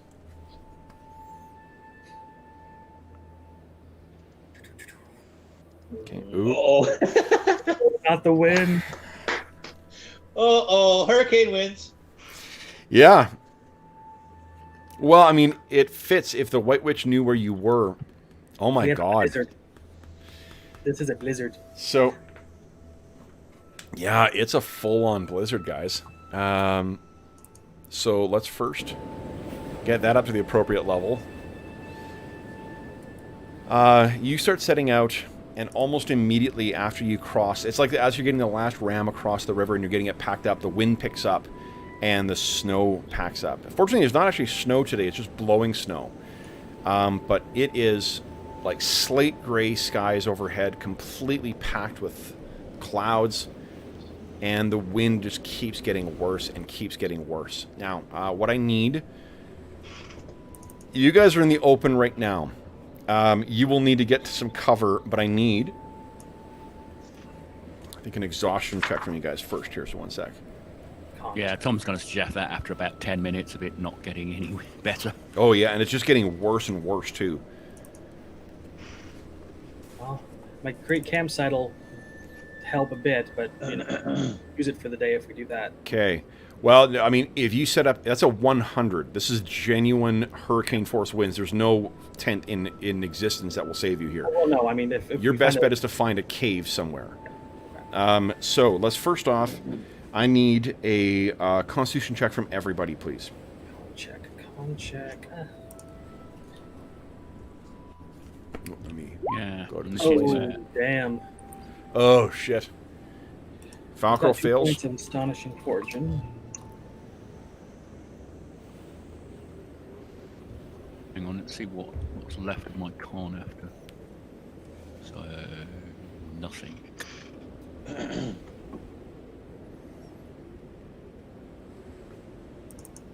Does Ostin need to make a check as well?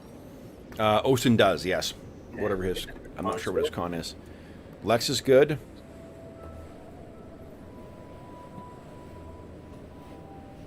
Tom is fine. Well, I called the wind, don't you guys know? That's And why. Osten is good too. So really, it's just Falcore. Do you want to? You'll be losing 2 to all ability scores. I would like the astonishing fortune that. Okay, go ahead, make your second Do roll. it. Do it. Come on, Falcore. Nice. All right, so this first hour is brutal, but you managed to get yourself into the gap. Now it's a matter of finding, oh boy, somewhere to shelter. I think I'll give it the percentile chance of finding cover. Because you guys are, I mean, normally I would give you the option of trying to like muscle against it or trying to get cover. What I do need is you're all medium-sized creatures, so you're not worried there. I think. I've got some. I don't think survival will help us, will it? No. Okay. Let's see here. Lizard. I need a strength check from each of you to avoid being blown over as well, please. Oh, I hate those. Uh-oh. Dave always makes the weather rolls interesting. That's fantastic. Okay, Falcore's good. Oh, sorry, yeah. Osten is good. Strength check here, please, Tom. Who rolled Oh, first? strength. Lex Well. is good. Ostin. Roll it again because effectively I'm on there. So There's Ostin's roll. Okay. Yes. Okay. So then you guys are fine. No one is blown over in this, in spite of this. However, the wind is getting is quite bad. Now, what we're going to need is, let's see if you can find cover. So give me a sec here, guys. I need the find cover chart here, which is. Here we go. All right, who would like to take the blame for this? Well, I am the travel cleric, so Go ahead and make your roll. Percentile, please. shooting for high or low. You want low, high. Oh, no, so you want low in this case. Yes! All right, so I only need one more Constitution check from you guys for this, and then that's it. You already made your strength check, so you're not going to get blown away for this hour or take any damage, but I need one more con check from you guys for fighting this blizzard. Success. I've just rolled 3 ones. I think you're not rolling that correctly. Tom, you put a space after the 1. So I need you to re-roll 2 Constitution checks, please, because... Right, sorry, okay. Yeah. First one then. Fail. First one is a fail, so all of your stats are reduced by 2 unless you want Astonishing Fortune that. Not That'll the be our 1 last point. I'd say use it. -2 is Yeah, good. we've got healing, so It'll steamroll, too, like if it... okay. no. Oh, fuck. Yeah. All right, so then first one is a fail. Could you roll a second one, please? this is the second one. And this is now against a 9. Austin's keeping track of our astonishing fortune. Uh, Very Yeah. Oh, he made Nice. it. No exhaustion. So Tom is feeling like an absolute bag of shit. That wound in your leg is just aching, you know, and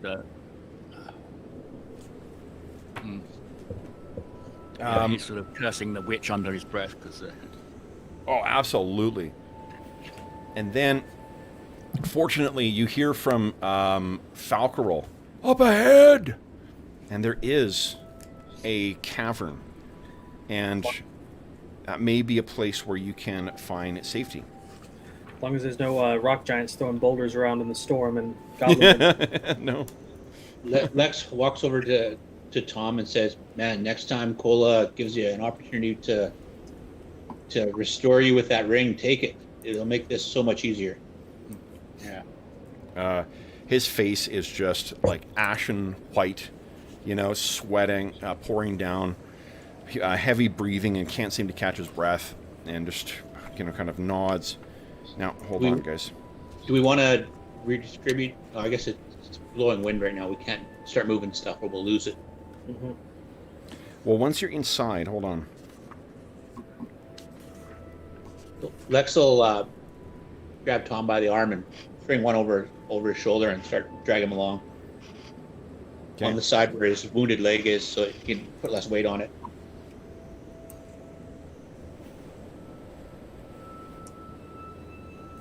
Really wish there's something I could do, but So you get in there, and this seems to be a cave that's really more formed with the ice that forms over it. Like there's, it's a kind of a crevasse into the ice, and then there's a vast cavern within here, stone underneath you and surrounding you, but it's ice that is over the centuries layered above. But it definitely brings you out of the elements. So Ostin, turns to Falcore and says, "This is no natural storm." No, it is not.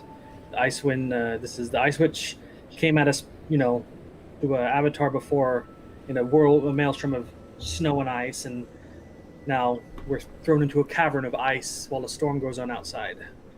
Agreed. The chat wants us to try and take the mines of Moria instead. Yeah, let the ring bearer decide. Falcore does have a magic ring, so that's kind of funny. Oh. So, this was almost first thing in the morning, guys. What are you thinking? I say we see if it blows over. If not by noon, we'll set up a camp and just wait it out. Camp. Yeah.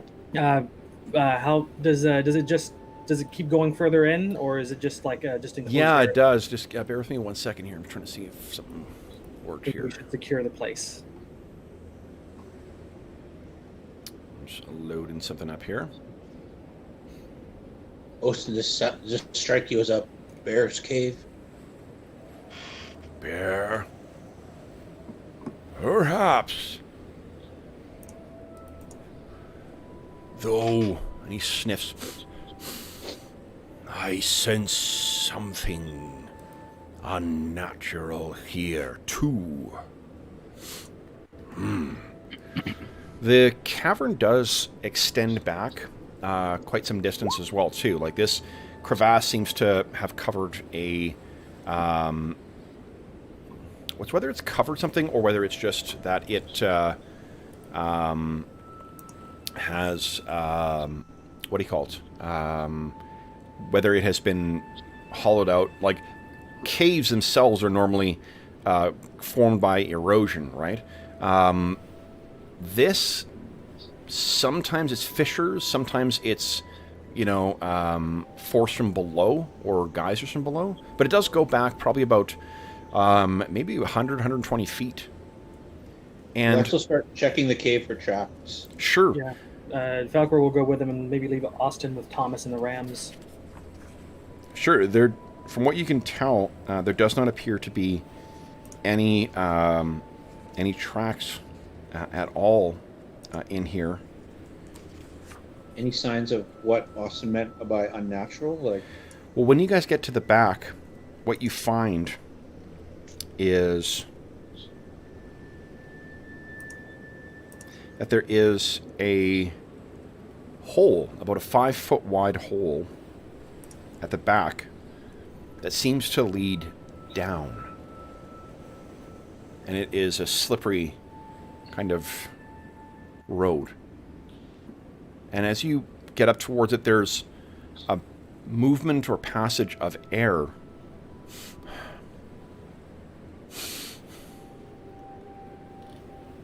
When you snap your fingers and it echoes down there.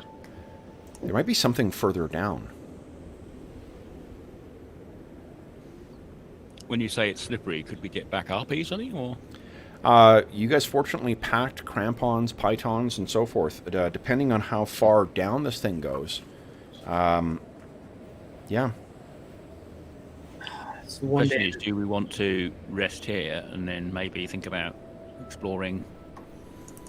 And this later? seems to kind of go right in the ice as well. How you guys have dark vision? Tom does not. If Tom is coming back, are you going to bring a light with you? Since he was fatigued, I figured he'd stay with the Rams in Austin. Okay. But Yeah, I assume I'm like sitting around a fire we've set up or something, so I can Yeah. like, try and get some heat back into me. Okay. As I'm a sitting there player- shivering. As a player, I'd like to explore, but Falcore, he had enough being underground with the dwarves. He does not want to go back down there. Mhm. This cave is bad enough. Well, and let's stay on task here. We've got to get the druids. We've got to stop the White Witch. You know, dying in a cave isn't going to help that. But he will light a torch and toss it down the hole to see how far it goes. So when you light a torch, what you can see is hidden in the ice. There is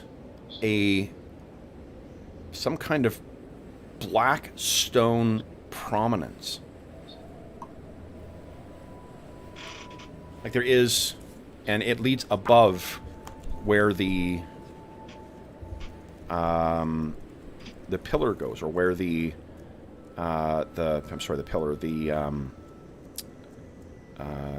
tunnel seems to go. And if you look above you, it actually seems to bring the light over, and in the ice, there is more of this, a 20-foot high, irregular shaped spur of rock. Is it like Though it's black, like the ice? Black ice? No, this is stone. It doesn't have the reflective and obsidian sort of quality that the black ice does. This seems more like black basalt rock. Oh. Does it have like engravings and stuff on it? Like, No markings whatsoever on it, but the smooth.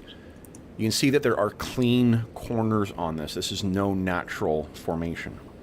Yeah, nature doesn't work at 90-degree angles.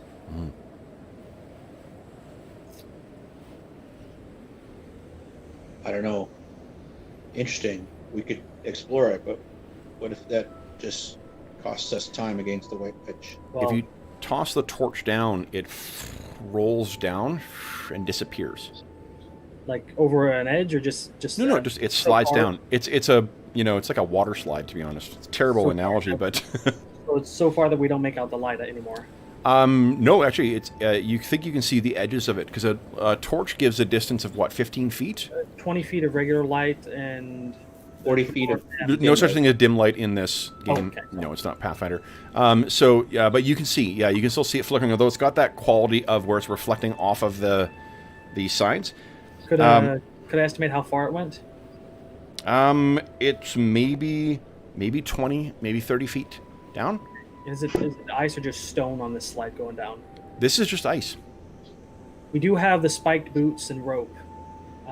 And as long as the blizzard persists, we have nothing else to do. I But I guess. think if we do go down, we need to move Austin and Thomas and the Rams closer in. We Getting need- down, you can see this the relative smoothness of the ice would make it fairly easy to get down. Getting back up, definitely you would want crampons, pythons, or a rope of some kind. Or And we've got those. So we can use a ram to tie the rope to and haul us back up if needed. okay. Could use my new mountaineering skill. And, yeah, me too. So since you guys both have that, you don't even need to make a roll. You will not have any concerns about getting yourselves down and getting yourselves up. So you get that down, you toss it down. What would you guys like to do then?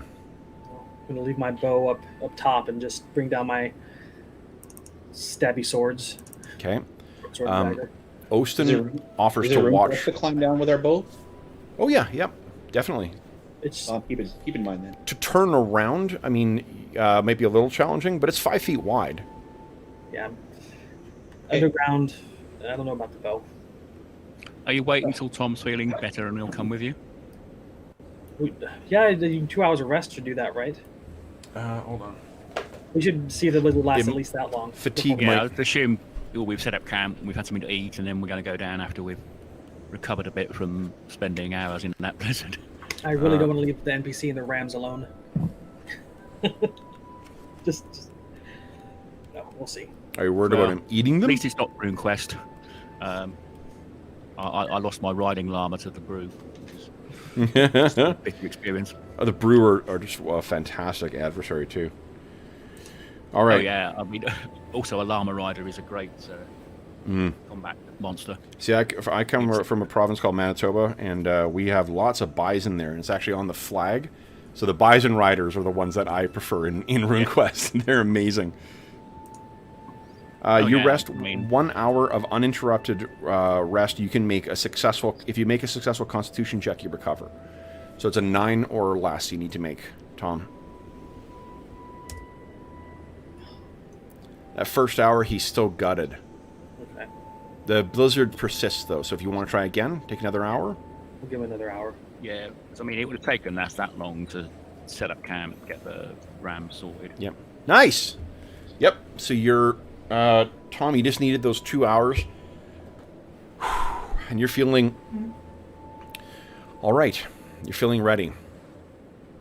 And how long after breaking camp is this? Just a couple hours? This is about 2 hours. While Tom was resting is where you guys made your way to the back of the camp. Cave, you saw that, that tunnel leading down. You lit your torch and realized that there was this black wall and then some kind of jutting part of it.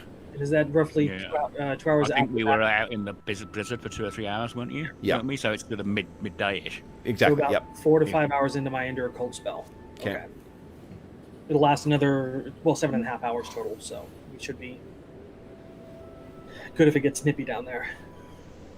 Okay. What would you guys like to do? Falcore will take point and start going down. Is Ostin going to watch the Rams then? If he wants to. Yeah. We need somebody. Yeah. It'll be a squeeze for him to get down there in werebear form. So, okay. And bear with me one moment here, guys. Let me get you set up here. It's going to take me a moment to load this Fang Dragon. Just kidding. Let's see. We'll get down there, and then we'll start hearing that creepy undead guy who was... Akar Kessel? yeah. We'll kill you this time. Okay. Let's see. Falcore is not liking being down under rock again. Okay. Hold on a moment. Yeah, if we see any suspicious stalagmites on the ceiling, watch out for cloakers. Yeah. I remember being engulfed by one of those. That was not fun. No. Okay, let's see here. Nope. Okay. All right, great. Great. Let's make sure the stream wasn't interrupted.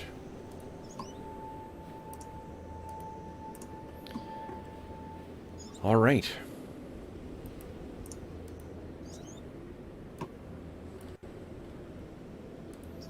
So you guys make your way in.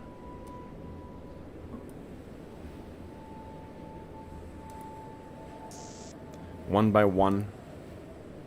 Let me give you light here. Okay.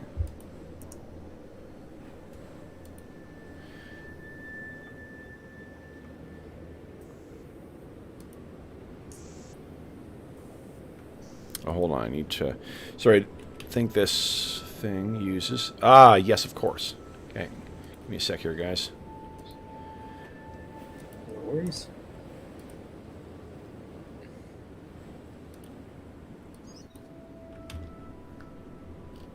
Okay.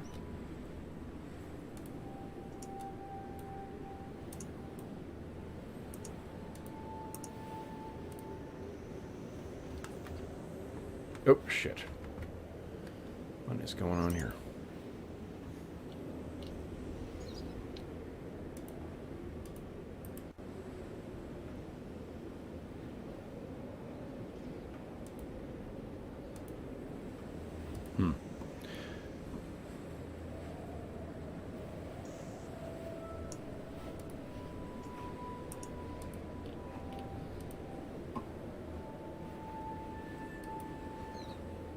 Tom, you're gonna pick up that torch that is at your feet. Mm-hmm. Yeah, didn't we have I'll top one down. torch? Or am I confusing my campaigns here? We've got the mining helmet still. Oh yeah, we've got the mining helmets and loads of that. Yep. I've still got enough. I got 8 refills. Yeah, I've got about 7 or 8 recharges, and I think there was some more. But, we all had. I think we all started out with about 10, so we only used about 2 or 3. So we all got 6 or so. Okay. All right, sorry about that, guys. So, here is what you see. As you all go down,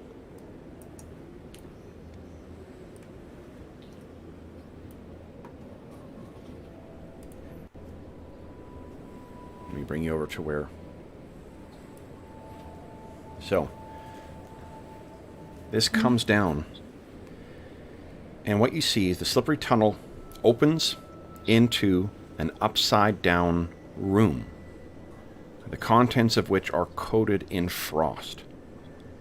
Across from the tunnel is a wooden door that's flush with the ceiling, which used to be the floor.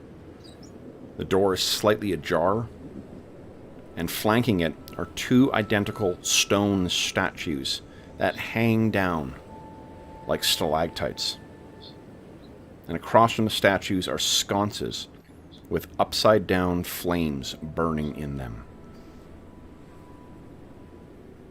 The statues, which merge seamlessly with the ceiling, depict long-faced humans dressed in wizards' robes and clutching staves.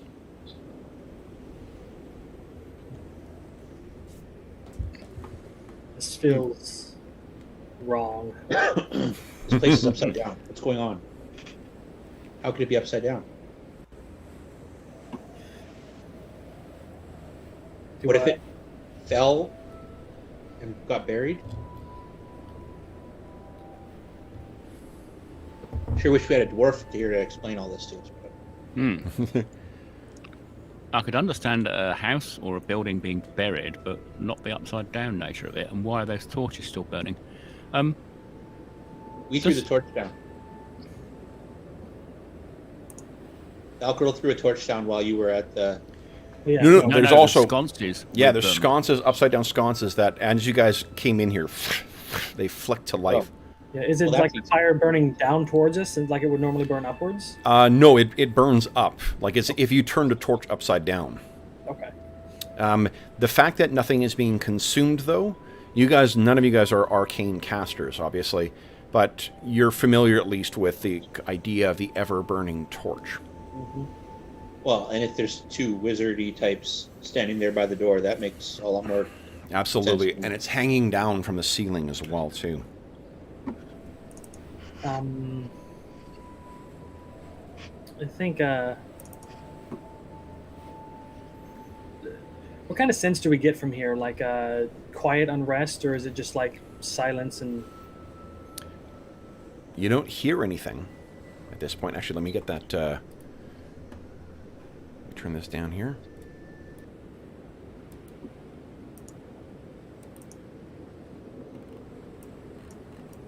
Now, let's see here.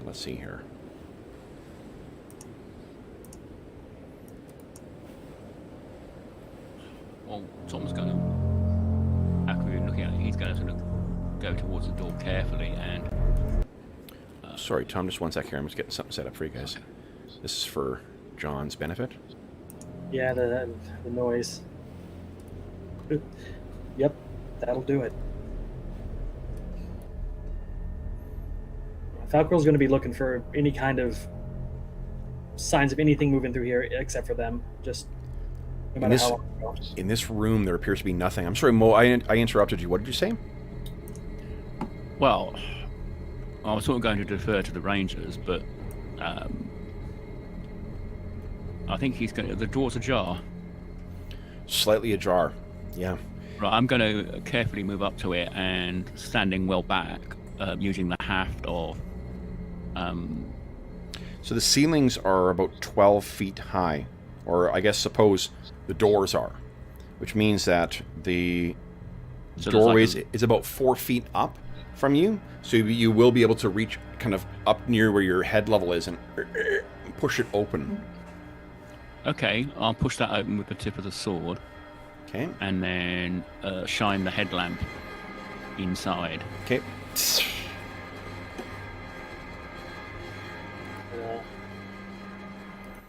Rangers are not so good in dungeons as they are outside, so we might defer to Mo.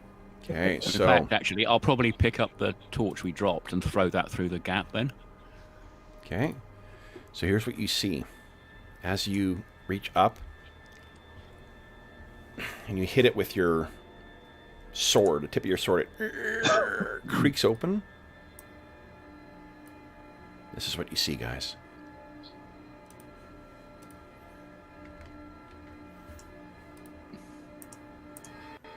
Oh, It's suspense. hold on.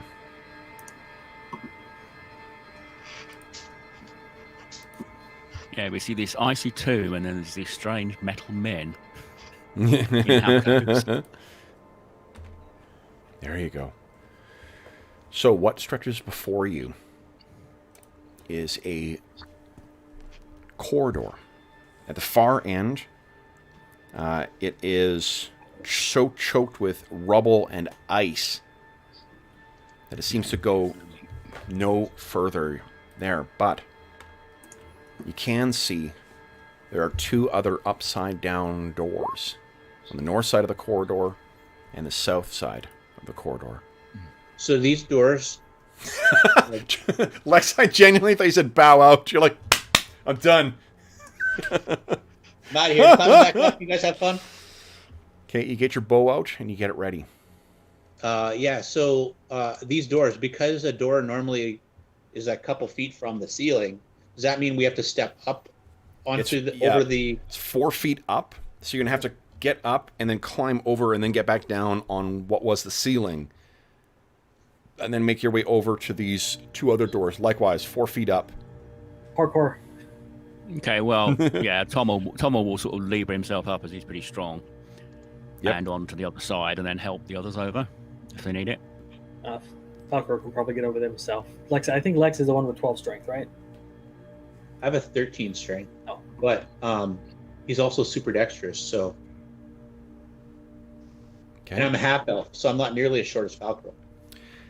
When I'm a you, Tom, when you drop down and your feet hit this kind of black stone ceiling, it echoes throughout this hall. Because this is, 50 feet long until it gets to the rubble, and the ceilings are, or the floors, I suppose, above you are 20 feet. Ice and frost covers this hallway as well. Okay, I'll wait till. Well, actually, I'll move forward to make space. Yeah. In fact, I'll go beyond both of them.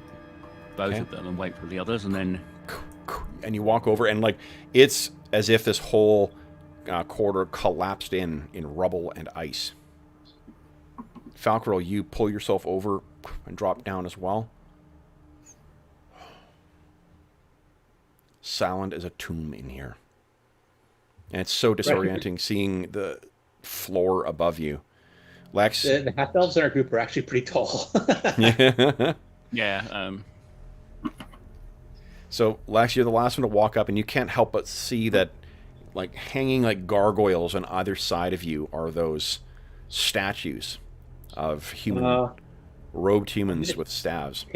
Take one of the knives that I'm carrying, and I'm going to jam it in the door frame so that the door can't close. Okay. Yep. Not that I'm Done. paranoid or anything, but a good adventure takes care of these things. We have pythons too, you know. Well, I've got 4 knives. I don't feel like pulling out a hammer, and I'm not carrying pythons. Okay. I guess I'm the only one that came prepared then. I thought we all had climbing gear. Yeah, maybe Lex just lets So us I've know. got a climbing kit, but Yeah, I've got climbing gloves and shoes, but I'm not carrying pythons. Oh, well, I had some in my pack anyway, because... Yeah. Anyways, quick work with a knife. I got 4 of them. Okay. Now I'm down to 3. So, someone's going to say, well, I think left or right? Or north or south, I guess. Oh, yeah. Okay. So you are all in the corridor now. Let's do this first door. Yeah, I think going to the north would be good. Okay. It's not ajar or anything, just completely closed. The door is closed. You'll have to... Yeah, like the doors themselves are about 8 feet tall, so they're very, very like they're big doors. The handle for this one would be from where you guys are, probably 3 feet off the ground, probably 9 feet up. Okay, so well, how about if I give one of you guys a piggyback? You sit on my shoulders and open the door? Yeah, Falcore's going to do the same thing. He was just going to put his daggers away, cup his hands together, and look at Lex and say, "You're the lightest one. Up you go." Okay. Okay, in that case, I'll keep my sword out as a guard then.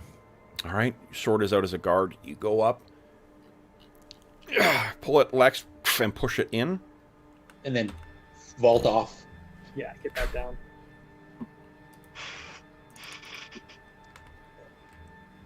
What you see inside.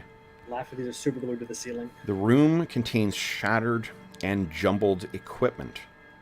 Much of it near 2 heavy wooden work tables. One on its side and the other one upside down. The room is full of detritus.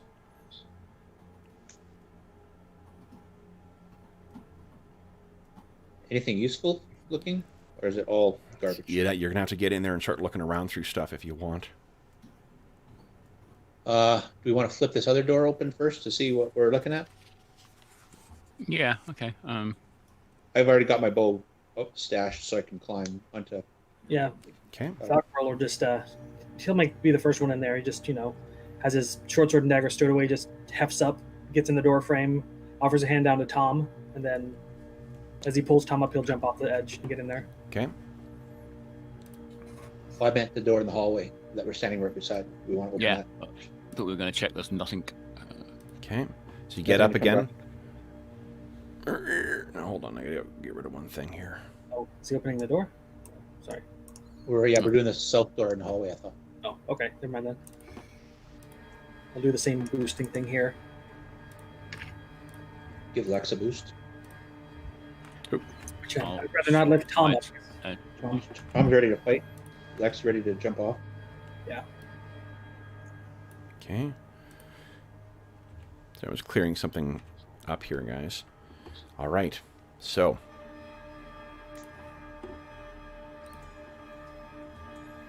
I get nervous when we get on a map and I can't click and unclick my character easily because that means there's a whole lot of shit on the map. So this is loaded pretty crazy with this. Obviously, it's from a module, and they just load everything onto here, which is a little unnecessary. Well, even the dynamic lighting takes up a bit of... Yeah, definitely. Okay. So then, Lex, I think you're the one on his shoulder, so you should be the one in front there, right? In front of the door? Yeah. Yeah, so I'll be there and holding Lex up.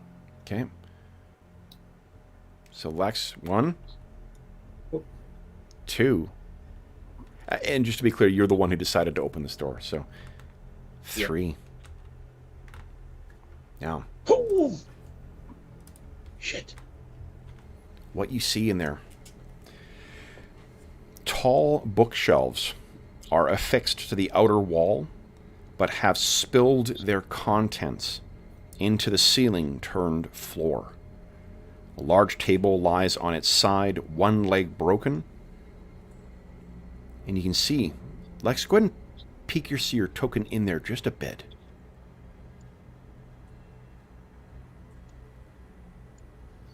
Fine. If you hold Alt when you drag, it'll drop it off a square if you want. Okay.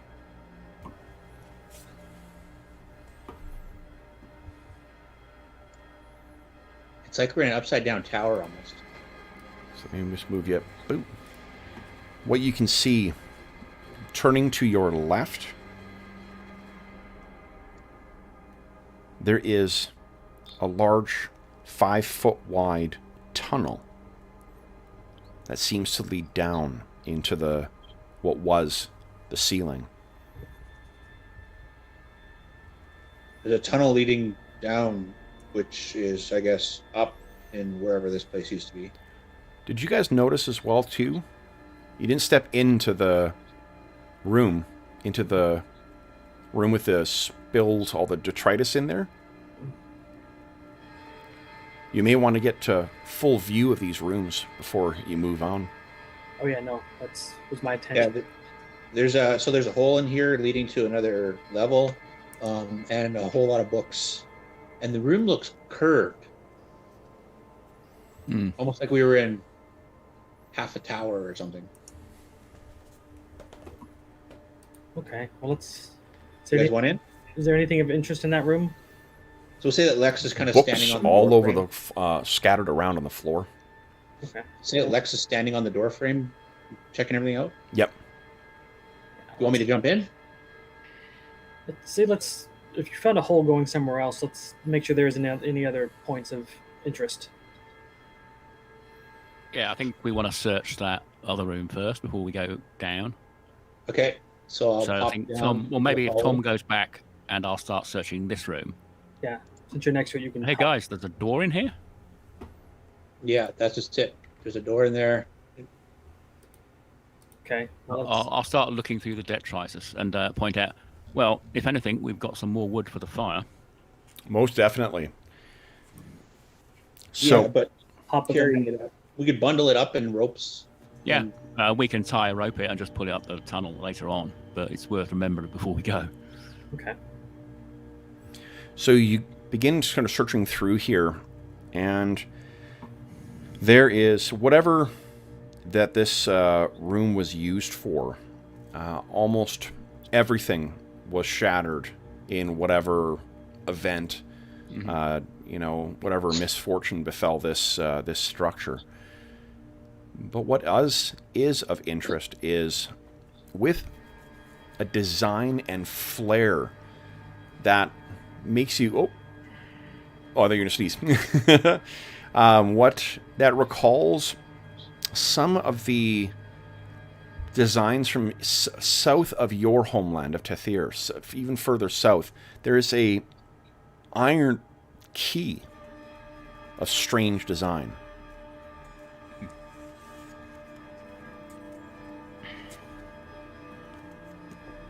Apart from that, there's nothing else of value in here. Investigate. Mm. All right. You're gonna hop in and join Tom in that room, and then open that other door. Yeah, I'm in there. Yeah, I think there, and then maybe we can then look at the tunnel or the. Is this table over here? Is it still in somewhat serviceable condition, or is it completely broken apart?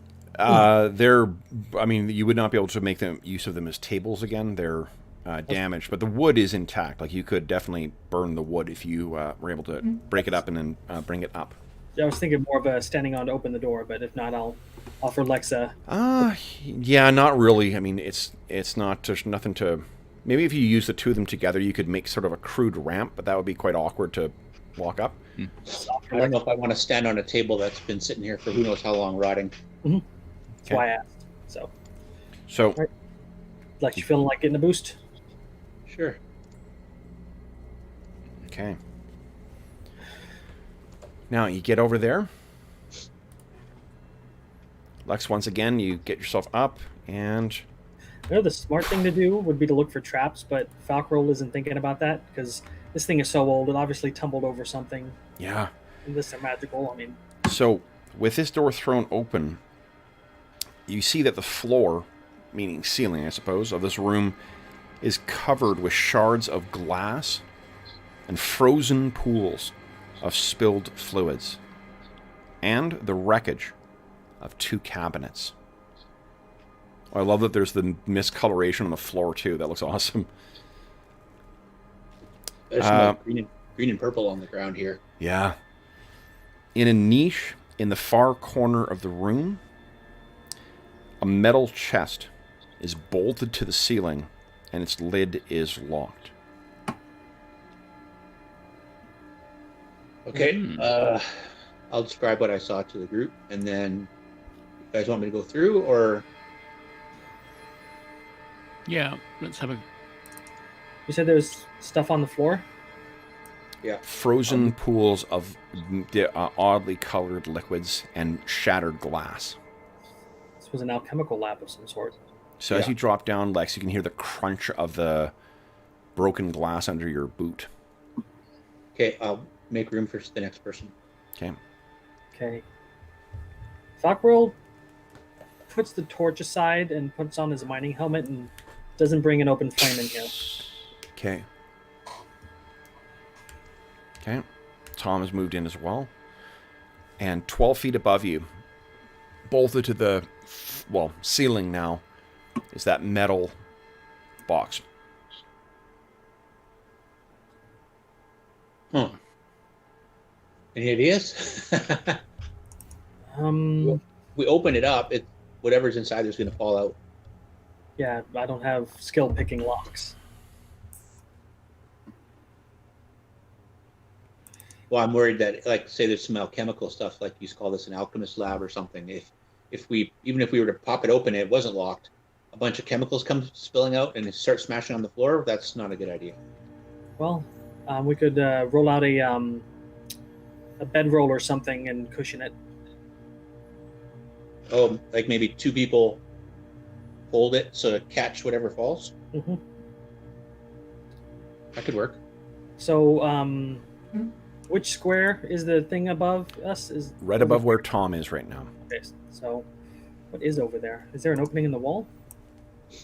There's not. Okay. So there's a niche, like the niche, but that's where the metal box is affixed to the ceiling. Is it kind of like, does it have legs that are bolted in, like, or is it the bottom flush with the ceiling? There's little legs underneath it that have been bolted to the ceiling. Okay, I have a crazy idea. If we can boost somebody up there to feed a rope through the legs, person can climb up there and use a pythons and hammer to kind of like get around the bolts and knock it free. I can tell you, you don't want that thing falling on you. Yeah. Yeah, if this thing falls, it's the size of a small fireplace, right? Okay. Like if this thing falls on you, it's gonna cause some damage. Yeah. There is a keyhole in it, of course. I mean, Maybe we'll find a key somewhere in here. Well, we did find that key in the other room. I'll look at it. Is it a similar? So is it a chest key or a sort of a bigger door key? this is a more slender key. And looking at the slot on the box, it might fit in there. I don't know. Maybe could we make a sort of a platform from the broken furniture, and then someone stand on someone's shoulders, and that person stands on the. I don't know. Guys, we don't need, in that tiny cramped quarters, we don't need anything added to it. I wouldn't trust those tables to bear two people's weight, let alone one. Yeah. Well, I suppose what we could do is if you could loop a rope through the legs. Anyone have acrobatics? someone- Or tumbling, rather? No? No. I mean, we might be able to get Austin down here in human form and get him to hybrid up and rip the thing off the ceiling. But Well, didn't Mo just say he had a key? did he have a key? Yeah, I think the key we found in the previous room. Oh, I didn't So know. all we need is if someone can get up there. Yep. We could try to feed a rope up there, test it if it'll hold somebody's weight, and then climb Someone up. can climb up and then try and just open it one-handed. Yeah. And then the other two guys underneath with a bedroll or a tent or something and try to catch whatever it is, so it doesn't hit the ground and shatter or break or. Well, I'm assuming you guys didn't bring all of your camping gear down here, right? Like Oh, yeah. you guys, yeah. But I mean, Well, like you could make use. I mean, a cloak unfurled, right? Cloak That would work, yeah. yeah, that would. Well, I'll climb up and try to use the key. Okay. No one. Oh yeah, no one's got any thief level, so you can't try and climb the wall here. You could, I guess, put pythons into the wall. You guys are mountaineers, so. Well, could we feed a rope between the legs of the chest and see if it'll bear our weight climbing up it? How would you get it through the legs, though? Like you're not. That's. Yeah, I mean, You don't have a can we grappling hook, actually do you? try and use pitons to climb the wall? Hey guys, let's just stop right here and look at our sheets. And Lex will just say, "Hey, I got this." Pulls his boots off. activates the cloak of Arachnidia Right. and says, "Hey, I'll just take that key and climb up there." Awesome. You guys get the cloak ready to catch stuff. Wall. Okay. Okay. Oh, So- that sucks. You make. So you grab your the key from Tom. You make your way up there. Yeah, Falcore's over there. My one magic item is going to come in handy today, guys. Awesome. So you pop it open, and actually, like you can just put your hand in the lid too. And since you're not having to hold on to anything, you could put your hand in the lid, pop it, open it up a little bit. It's got a round head to it, and you can just grab what lands on the seal on the lid of the chest. Yeah, so whatever's in the lid, I'll just like cradle it and then take things out one at a time and lower them to the guys. Sure. I'll laugh if it's a mimic. I'll be so good. Arr. What you find? Jonathan.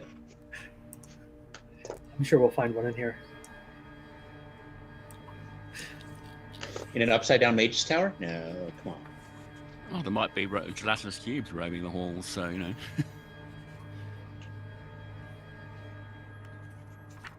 Is what's in here?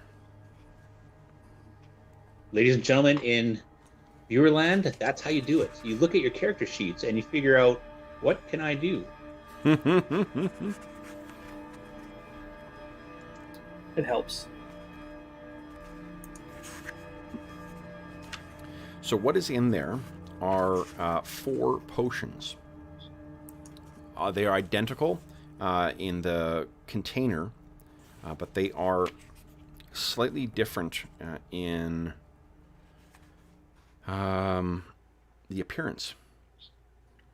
2 of them have a yellowy kind of quality to them, and 2 of them have kind of a greenish quality to them. 2 yellow, 2 green? Yes. Okay, I'll lower them down. Okay. You lower them down, and you spider climb down to the. How long does floor. spider climb last? Would be like the spell? Because this. I think Focus it's, on gritty as it I will. think your cloak is persistent. Oh. Like, you're not. Yeah, like you with a cloak of Arachnidia, I think you get to keep on climbing as long as Yeah, you I'll want. just tuck my boots in my belt and. Yeah. Or in my pack. It's just very cold, right? Like. Lucky Yeah. that spell's working. Yeah. Double check cloak of Arachnidia here. All right. Well, that'll make climbing up and 2 doors a lot easier too. Yeah. Want to retrain your mountaineering skill for something else? Well, no, because if we're outside and climbing mountains, Yeah, I it's- don't want to. You're able to climb as if spider climb had been cast, so you don't need to activate or deactivate it. You can just keep climbing on walls as long as you like. Yeah. And then once per day, you can cast that double-sized web. So Lex is gonna like walk on the floor. I mean, what is our ceiling? Yeah. And upside down. And we get, hey guys, what's going down there? Yeah. All right. So as with the others, guys, you could sip this and identify what these are if you want to risk sipping Want to give them a strange. sniff first. If they smell any kind of acrid, I'm not sipping them. Or if they're oily. They don't have any odor to them. I'll go for the yellow. You sip on the yellow. These are each potions of missile protection. While consumed, you gain a saving throw versus spell for 3d6 rounds. A saving throw versus spell each time you're hit with a single magic missile. So it's basically a protection versus magic missiles. Ooh. make someone happy. Evasion versus arrows. Nice. That's great against gnolls. Does Oh, not magic. do anything versus arrows, only versus magic missile spells. Okay, it's like the Oh, shield. magic missiles. Yeah. Got it. And the green. So did someone try that? I'll be willing to give it a go. You sip that, and this is a potion of magic resistance. You sip, when you consume it, you always make successful saving throws against magic for 5d4 rounds. 4 rounds, auto success. Just versus the save spell, or just any magic? Any magic spell cast on you, you automatically save against it. It's pretty solid. So, To the loot list. okay. Does that include like rings? Because we won't give that to Cola if we suspect he's. Yeah. Cola takes a sip. I'll just heal myself with the ring. Don't worry, guys. So what do you guys wish to do next? Nothing else. Nothing else of interest in the room. Broken glass on the floor. Oh yeah, you're gonna want to put your boots back on, Lex. Well, he's on Yeah. the seal. There's that broken glass all over the floor. So, I'll just walk around the walls and stay on the walls. oh yeah, of course, yeah. You Spider-Man your way over, and then out into the main room. Spider-Man. Lex is walking like a spider. What do you guys wish to do now? Well, to set you up for, we're about to end the session. I'll award some XP here, but Yeah, let's get back to the other room where all the books have fallen down, and see if there's any salvageable books, or that we can recognize the language or anything. okay, That's what I'll do. sure. So we'll leave with you guys looking around in there, and we will find out tomorrow what you find in this broken, shattered library here.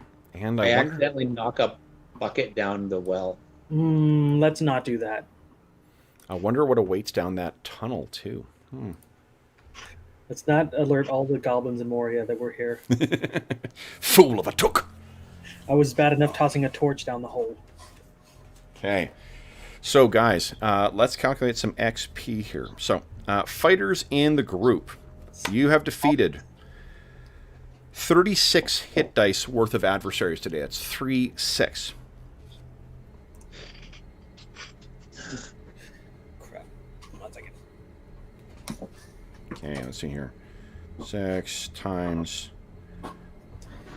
Oh, and we're 6 level rangers now, Lex. Okay, and then let me calculate your XP for everything else here. And Max gets a... Or not Max. Ostin gets a share of the XP here as well. Do you get stuff for potions? Or just like persistent magical items? Oh yeah, no. When you find and identify potions, you get XP for that as well. Yeah. Does Ostin have a class, or just a werebear? Ostin does have a class. It is Werebear. Okay.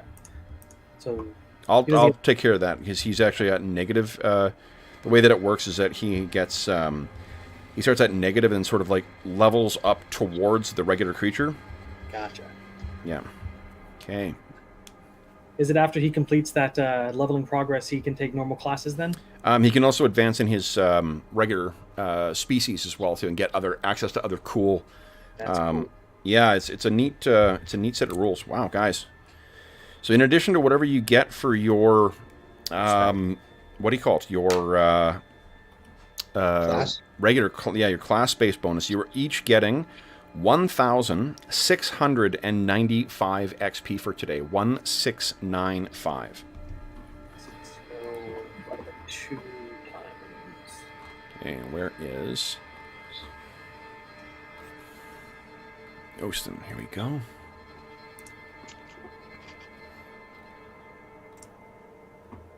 All right, so let's see here. Whoop. Okay.